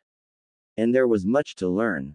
In particular, I was interested in the Mangekyo Sharingan, for the abilities they granted their users were truly broken, and I wished to be as broken as I could be. After all, if everything went according to the plot, I would end up facing Naruto and Sasuke as soon as I was freed, and given the amount of plot armor those two had, I couldn't allow myself to be anything but just as broken. If my son thought his little minions could take me on, then I would show him what it meant to underestimate the final boss. I just hoped I wouldn't look silly trying to use hand signs the first time. Maybe I could learn to manipulate my chakra internally, skipping the hand waving altogether. It would be difficult, but my control over chakra wasn't someone others could compare to. I was the first person on this planet to use it, and it belonged to me. And with my own Byakugan to help I should be able to do it.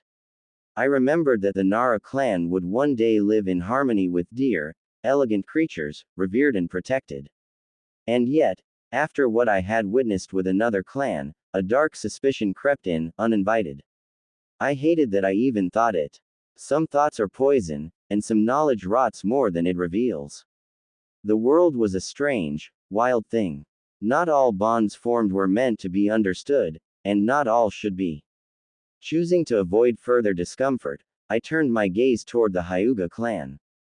Their pride was unwavering, and their customs, though strange by today's standards, were considered tradition then.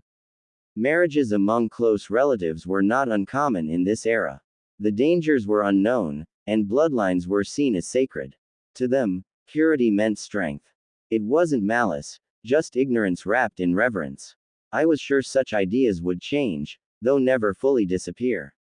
After all, even in the time of Naruto, some clans liked to keep it to themselves, like the Hyuga clan, who wouldn't mingle with outsiders in most cases. In today's age, the Hyuga clan is busy. They want to prove themselves to be no less superior than the Uchiha clan, with both of them having dojutsu and all.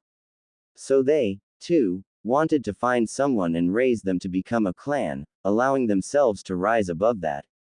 Yet they couldn't just lift anyone up, they had to be worthy of it. So they were forced to put in the work to find a family or village that had the qualifications.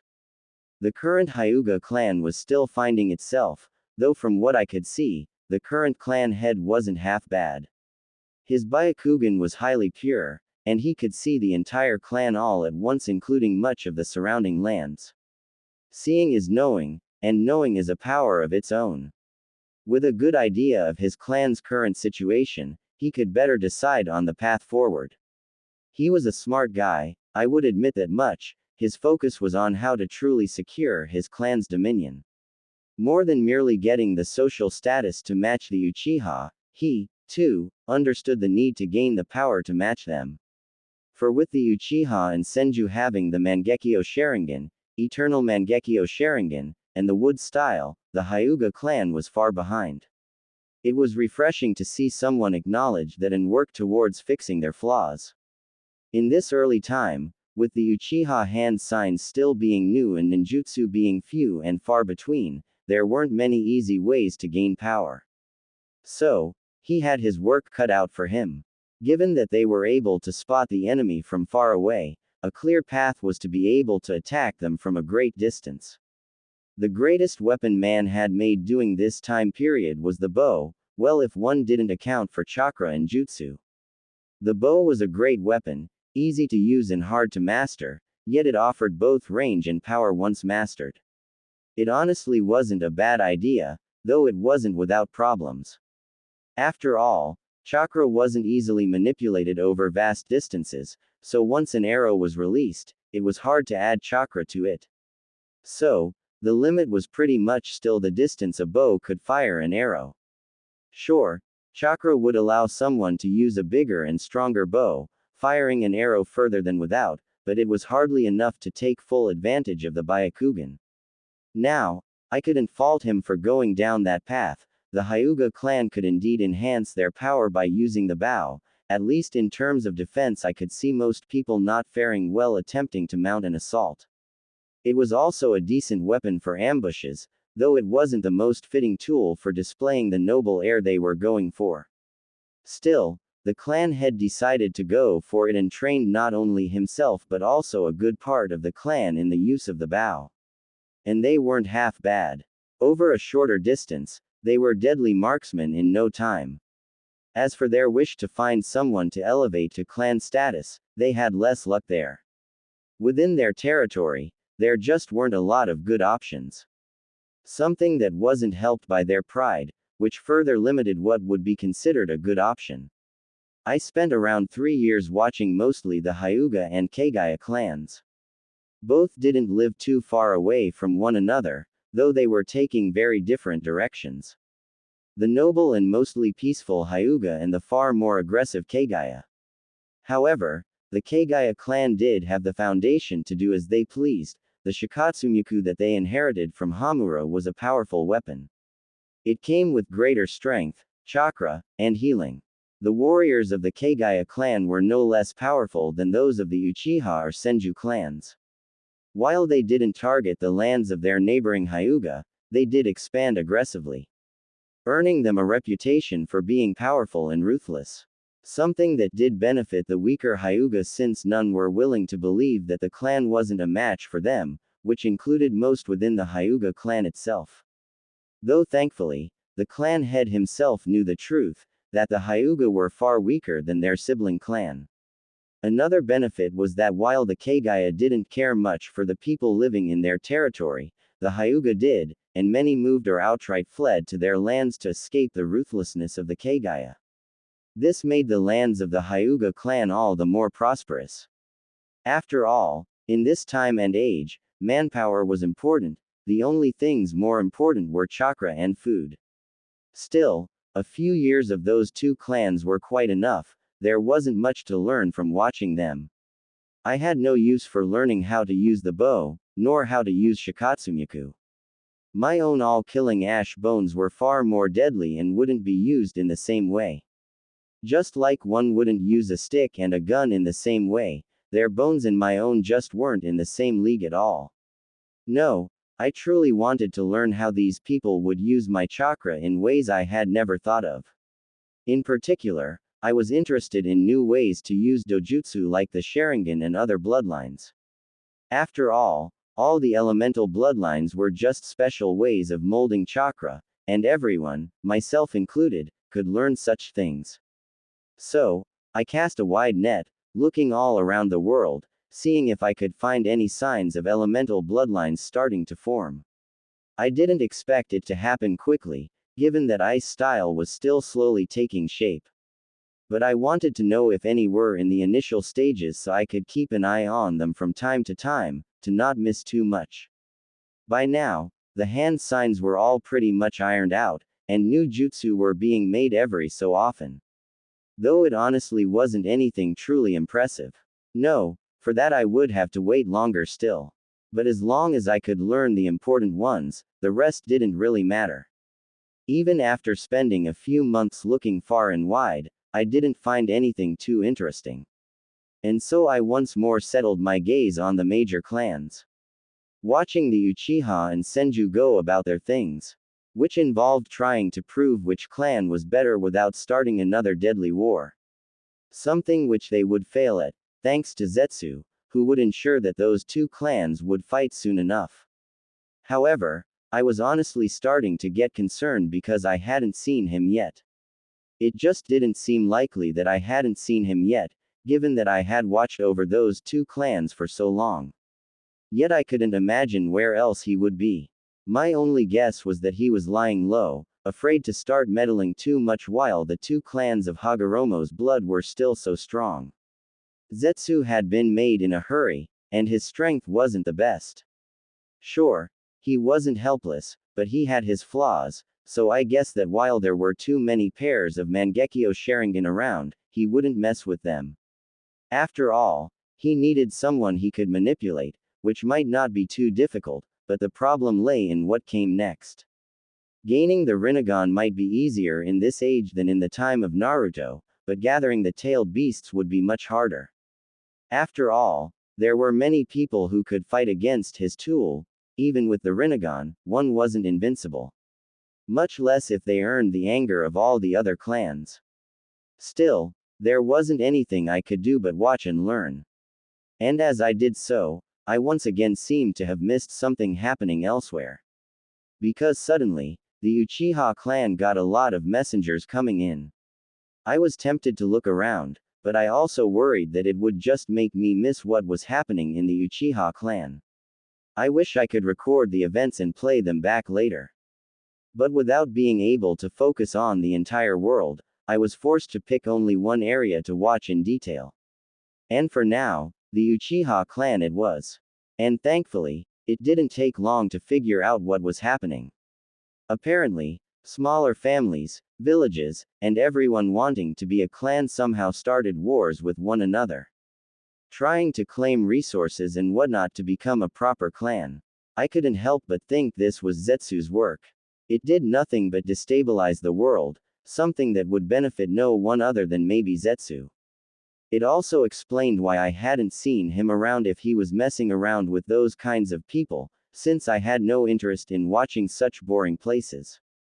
Now, as to why he might have done this, I could only guess that it was because he would have had an easier time acting while the world was in chaos. And that he was likely worried that if things remained as they were, everything would stabilize in its current state. I had honestly wondered about how this stable state of peace would be broken enough to start the warring clan period. It seemed it all started here, with Zetsu. It didn't take long before the current peace was fully broken as war once again broke out. With smaller forces crossing borders to fight and prove themselves, it was only natural that the clans ruling the invaded lands would react. It seemed to start with the Kaguya clan. They already sought war, given how aggressive they were. But they still didn't attack their cousins, which allowed the Hyuga clan to mostly stay out of the war, for now at least. And what a war it was becoming. It seemed that no matter how much some smart people tried to limit things, they just couldn't stop the war from escalating. From the pre-ninja wannabe clans fighting in the beginning, soon enough, real clansmen started throwing around chakra left and right. Fireballs, water bullets, stones, and more soon flew around. The Kaguya clan quickly gained a reputation as bloodthirsty due to the way they would leave no one behind when they passed through. At the same time, the Hyuga clan, who stayed mostly out of things, gained a reputation as aloof, rarely doing anything, yet still doing enough to protect their territory, but only when provoked. I got to see them in action, and they were using their current tactic very well. They were deadly with a bow. Small teams would go out and shoot down their enemies before they even had a chance to see them. They were very different from everyone else at this time. This was a time before ninjas. Here, the clans fought openly and proudly, with no sneaking around.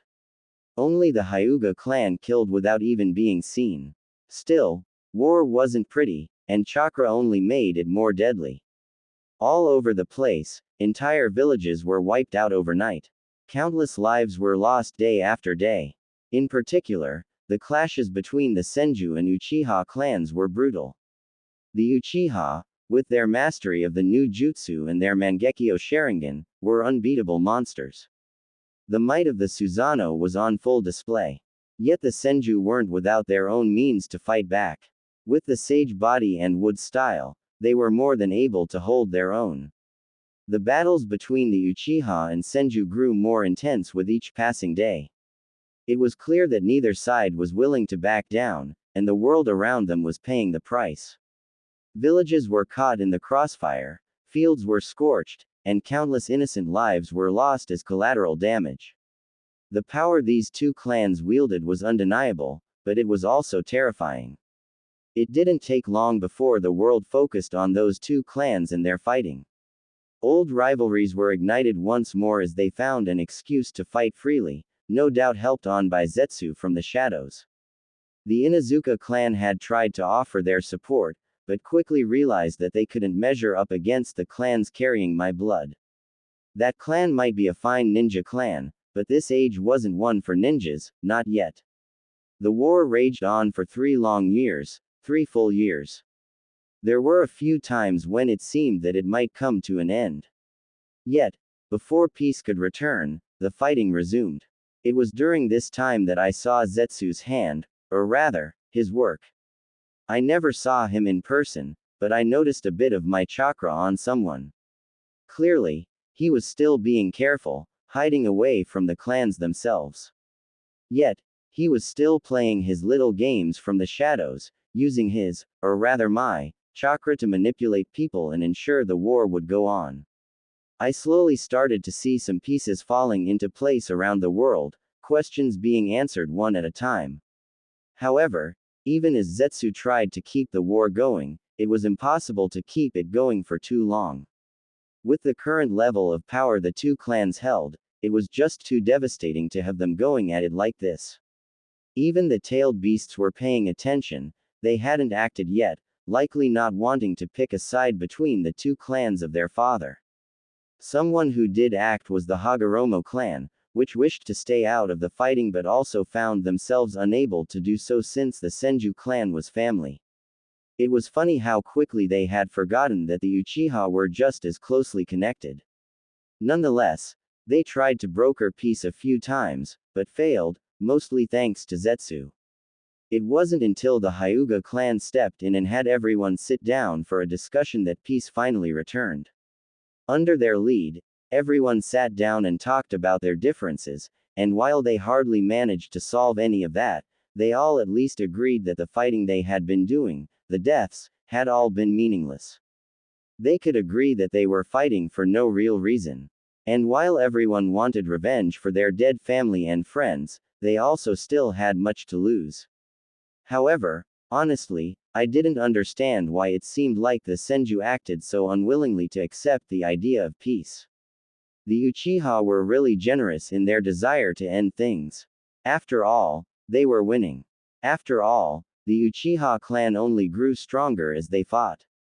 While their blood was pure enough to awaken the later stages of the Sharingan easily enough, the war and deaths following that did allow for even more Mangekyo Sharingan to awaken.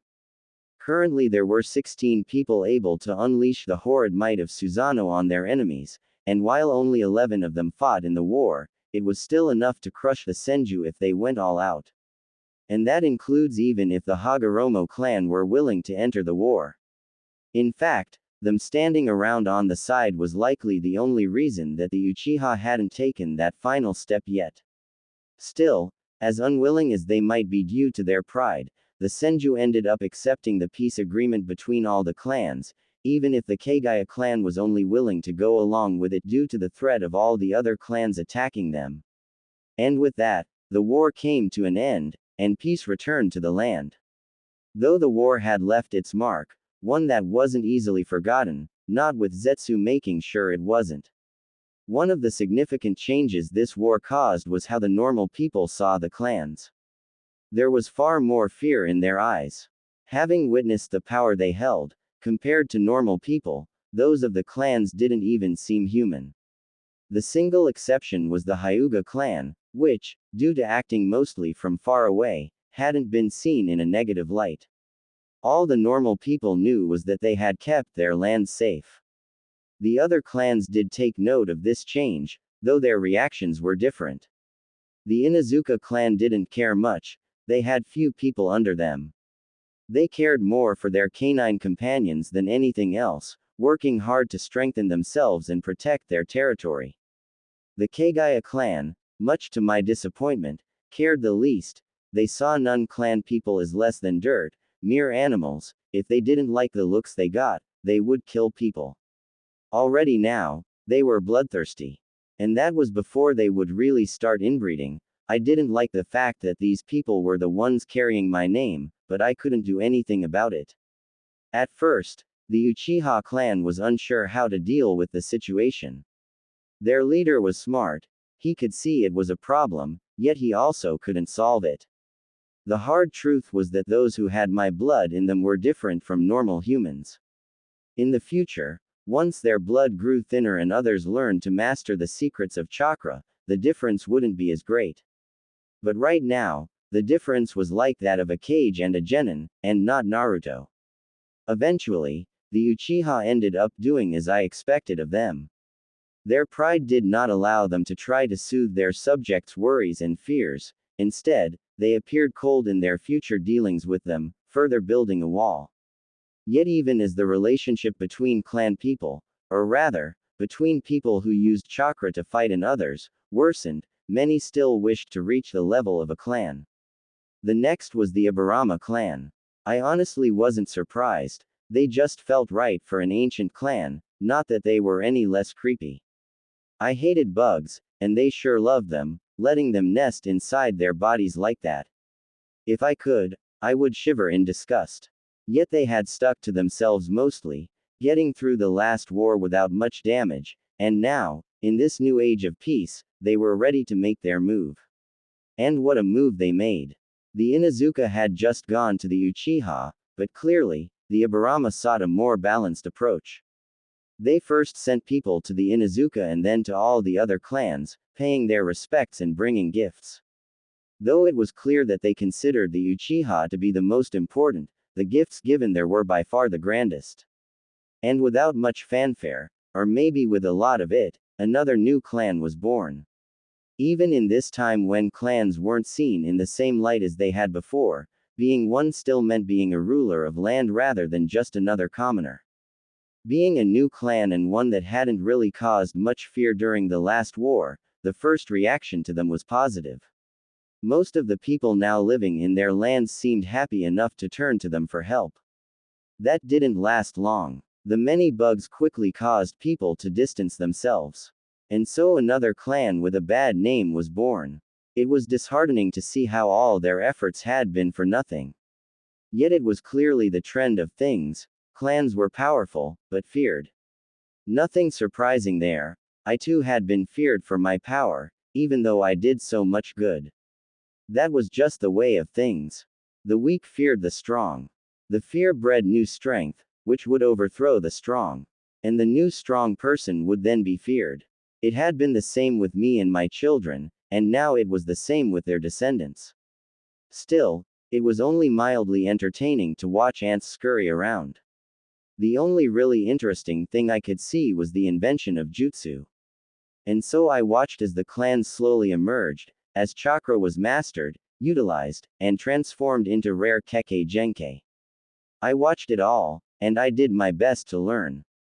I had time on my side. I could watch the steps they went through to invent the bloodline, and the steps to pass them down. With my eyes, I saw their chakra move around their bodies, evolve, and change. I watched, I learned, and I too evolved. It wasn't true evolution, my own chakra couldn't move, couldn't evolve, but my mind expanded. All I needed was to get out of this cursed seal, and I could use everything I learned. Yet, nothing I learned gave me any hope of getting out. So Zetsu remained my best hope. But that remained almost 1,000 years away.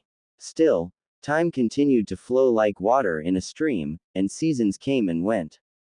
Years passed by mercilessly, and bit by bit, I saw the world change once again. More and more clans continued to appear, and they weren't all on the same level. In particular, the Senju was very eager to grant the title of clan to just about anyone. While the Uchiha demanded that each clan possessed a special skill or something that set them apart from everyone else, the Senju had no such standards. They were the ones who granted clans such as Shimura, Sarutobi, Akamichi, Nara, and Yamanaka their titles. Each clan honestly had nothing special going for it, not yet at least. And while 3 of the clans would find their special niche, the other 2 would never really do so. Still, with the birth of more and more clans, their special status also decreased. After all, while the first few clans were direct descendants of my children, and had my blood in their veins, the rest didn't, so their strength lagged massively behind. Due to people's fear of clans due to their strength, most clans took a more hands-off approach to power, allowing others to collect taxes and other duties on their behalf. And each passing year, slowly eroded the clans' power as those chosen to handle rulership on their behalf, slowly took power into their own hands. It was slow, barely noticeable, I only noticed it happening because I knew it would happen. After all, in the following age, the Warring Clan period, the clans were no longer in power. So I knew this would happen, and I saw it happening. I was honestly amazed that it happened. Given the former position clans had, it seemed unlikely that they would ever allow this, but with generations passing, and clans changed, so did their nature. They had the strength, and they were slowly informed about the problems they needed to solve. And the people who told them of these problems also provided them with money. Over time, I guess it felt like they were being paid to deal with issues. And that then became the truth. Among the clans born in this time, there was one that drew more of my attention than any other, and more so than pretty much all other clans combined. Even watching the tailed beasts became second in line compared to this once clan. That clan was the Uzumaki clan. The clan of Naruto, but more importantly, the clan that would pretty much invent the school of sealing jutsu, while they didn't invent the concept, or the first seals. They would be the ones who understood them as second nature, and who would invent some impressive ones. Including one able to summon the Shinigami itself. Which was surprising in its own way. I had been the goddess ruling this world at one point. Yet I knew nothing of the Shinigami. No tales, no legends, nothing. Back then, the concept didn't seem to exist. So where did it come from? It was all very interesting, though the main reason I watched them was to learn about seals. I wanted to learn everything, learn enough that I might be able to understand the one holding me. If I could do that, then I would have a chance at escaping. And the first thing I learned was that my seal was horrible. It was so very simple, compared to the ones they played around with. Mine was primitive, yet it was also countless times more powerful. Kaguya's Legacy 9 Kagura Fukatsu no Jutsu. Soon enough, the age of clans came to an end, and the warring clans period began. The real reason for the shift seemed to be that too many clans were around, many of them weak, and there wasn't enough land for them all. That, along with the weak grip the clans now had on their lands, which at this point was but a formality at most. Things quickly turned to war and conflict. And it wasn't pretty, because with so many clans, and other nobles who ruled those lands, all wanting money and wealth, there wasn't enough, so war broke out as everyone wanted more. War wasn't without its positives, as tools of war advanced a lot. And given that ninjas were the main fighting force, they grew a lot. Ninjutsu, genjutsu, everything advanced by leaps and bounds. All of which I made sure to watch and learn from. Still, while I might benefit from the war, it didn't mean I approved of it. I had once ended all wars, brought true peace to this world, so it hurt seeing it back once more lost in war of this scale. Still, under the shadow of war, more clans were still born, and for the first time ever, clans fell. Such was the nature of war, it was ruthless and uncaring. And this war showed no signs of stopping. There was so much death and loss. The world changed once more. The once great legends of my sons and their clans were slowly forgotten, in part thanks to Zetsu, which I finally saw. Finally, he wasn't hiding as much as before. Instead, he finally took the chance of the war to set up everything. I happened to see him leaving the Uchiha clan's home. And I could see why he was there. He had changed the stone tablet. And it was a good time to do it. The wars were brutal, so many adults died, and even young kids had to learn to fight, which meant they weren't taught their own history. The perfect time to help them forget the truth and embrace what he wanted. However, the fact that he started his plans so late did make it more difficult. As the Uchiha clan and the Senju, for that matter, had both grown weaker over time.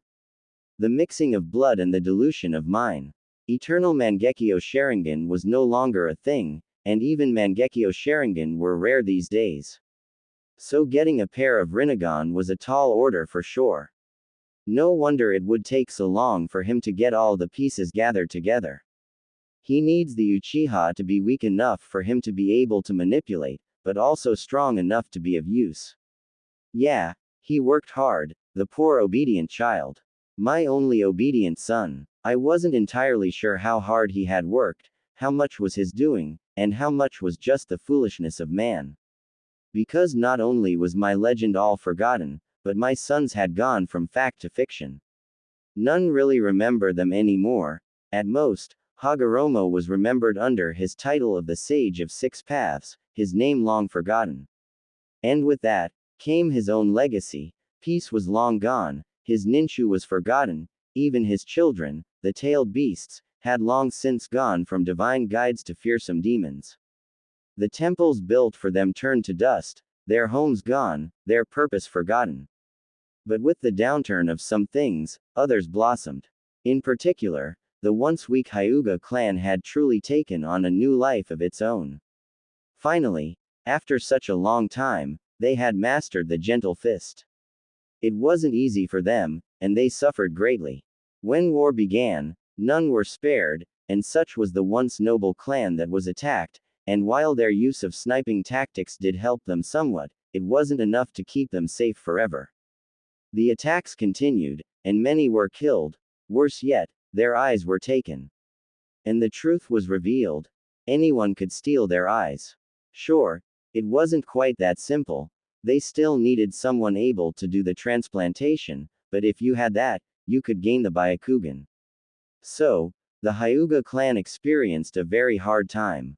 Almost all other clans hunted down their members to steal their eyes, and in response, they started to work on a way to stop that. For one, they never went out alone, and always remained on guard, their home turning into a true stronghold. Large fortified walls with towers. Everything one could imagine, yet it wasn't enough, they needed something more. Which came in the form of a seal. A seal that would stop anyone from stealing their precious eyes, and taking the target off of their backs. I was impressed at how quickly they created such a thing, but they were truly desperate, and desperation is a powerful motivator. The seal wasn't very good at first. Any Uzumaki would be able to break it easily, and it was only a matter of time before others, who were even more desperate for the Byakugan, would crack it too. They continued to work on it, refining it over the years, decades, and even centuries. As they did so, a division occurred.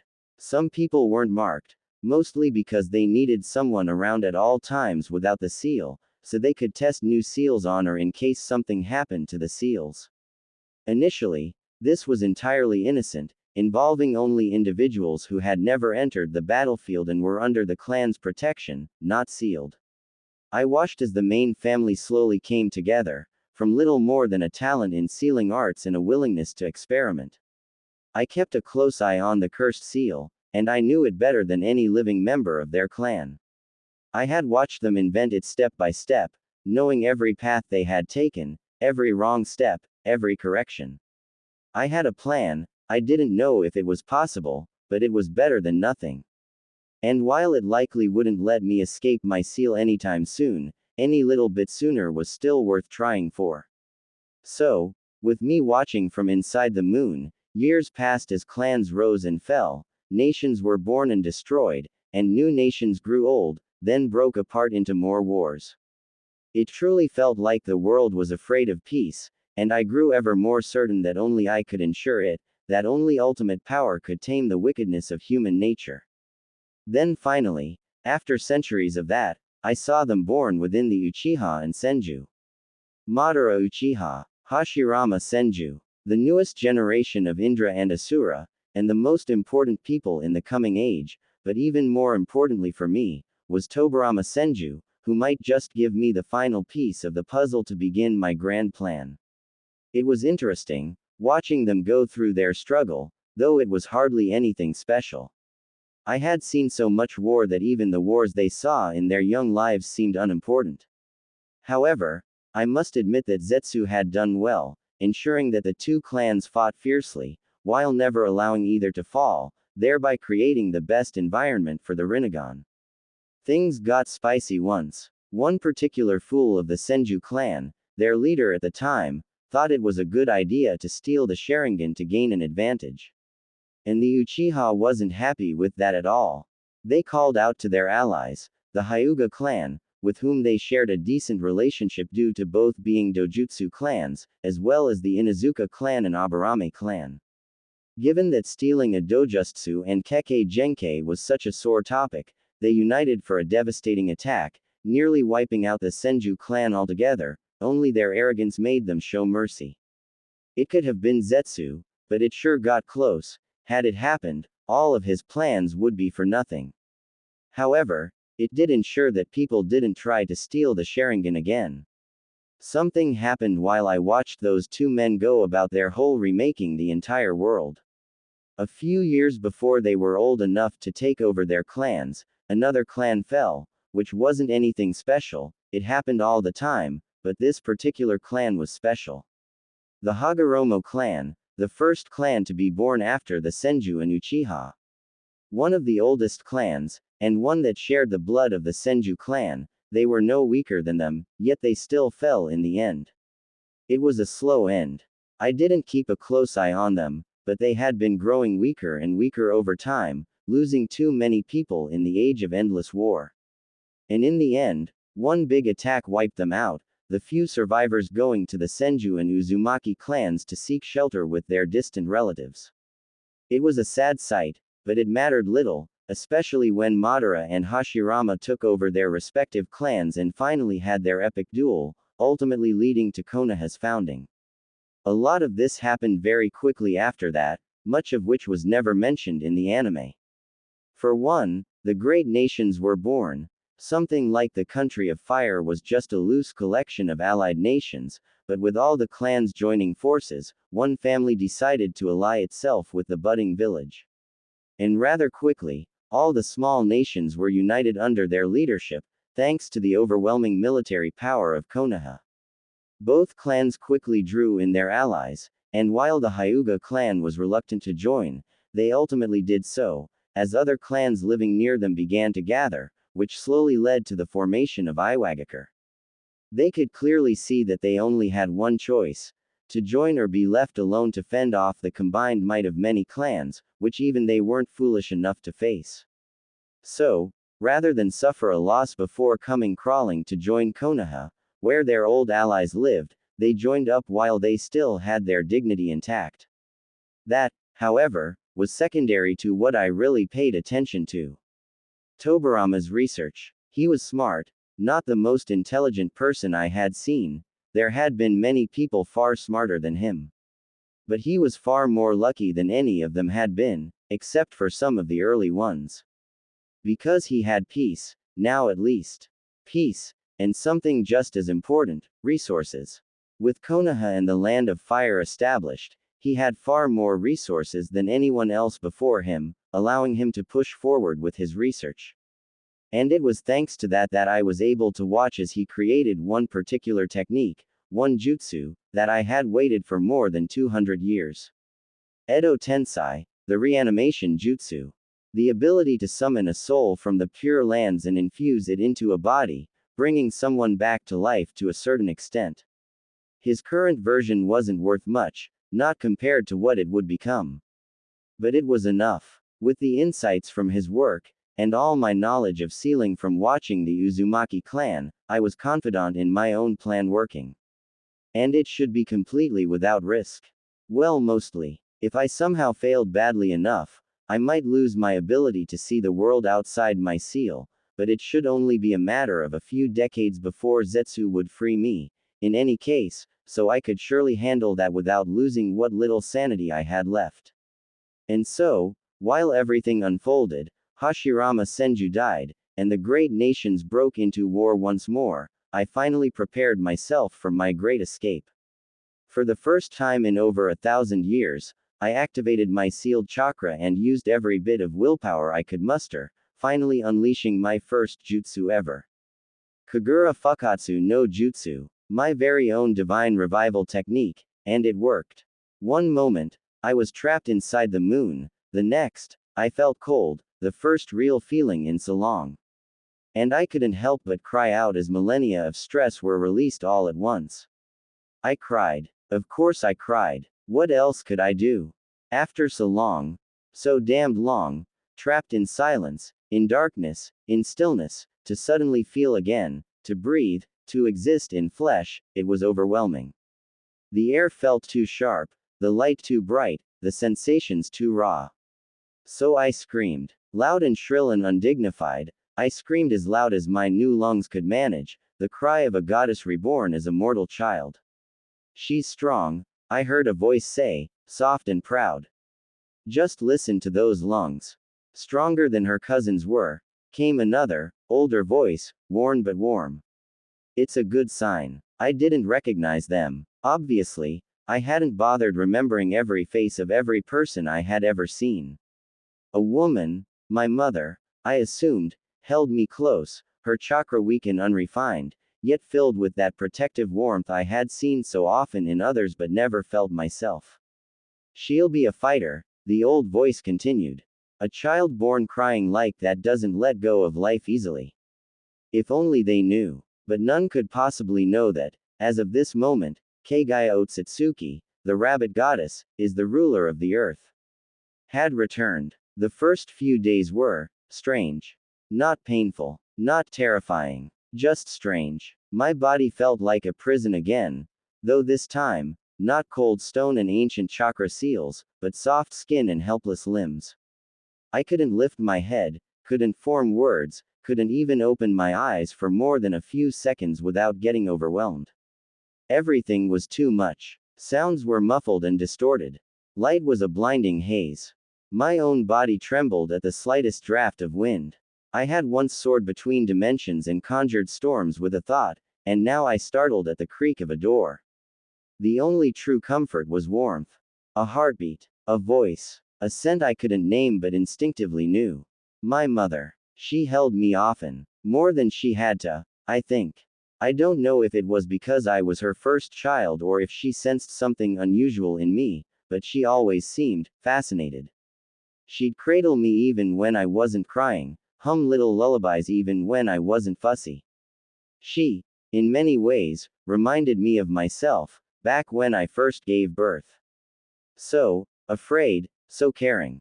Back then, I was afraid I wasn't loving enough, so I showed them as much as I could. She has your nose, I heard my mother say softly one morning, her fingers brushing my cheek as I squirmed in her arms. No, my father replied with a chuckle, she's got yours. Look at that pout. She'll be stubborn. She's already stubborn. She wouldn't come out until the very last push. They laughed, and I cried again, not because I was upset, but because my body insisted on doing it. Everything was new, loud, overstimulating. Even breathing took effort.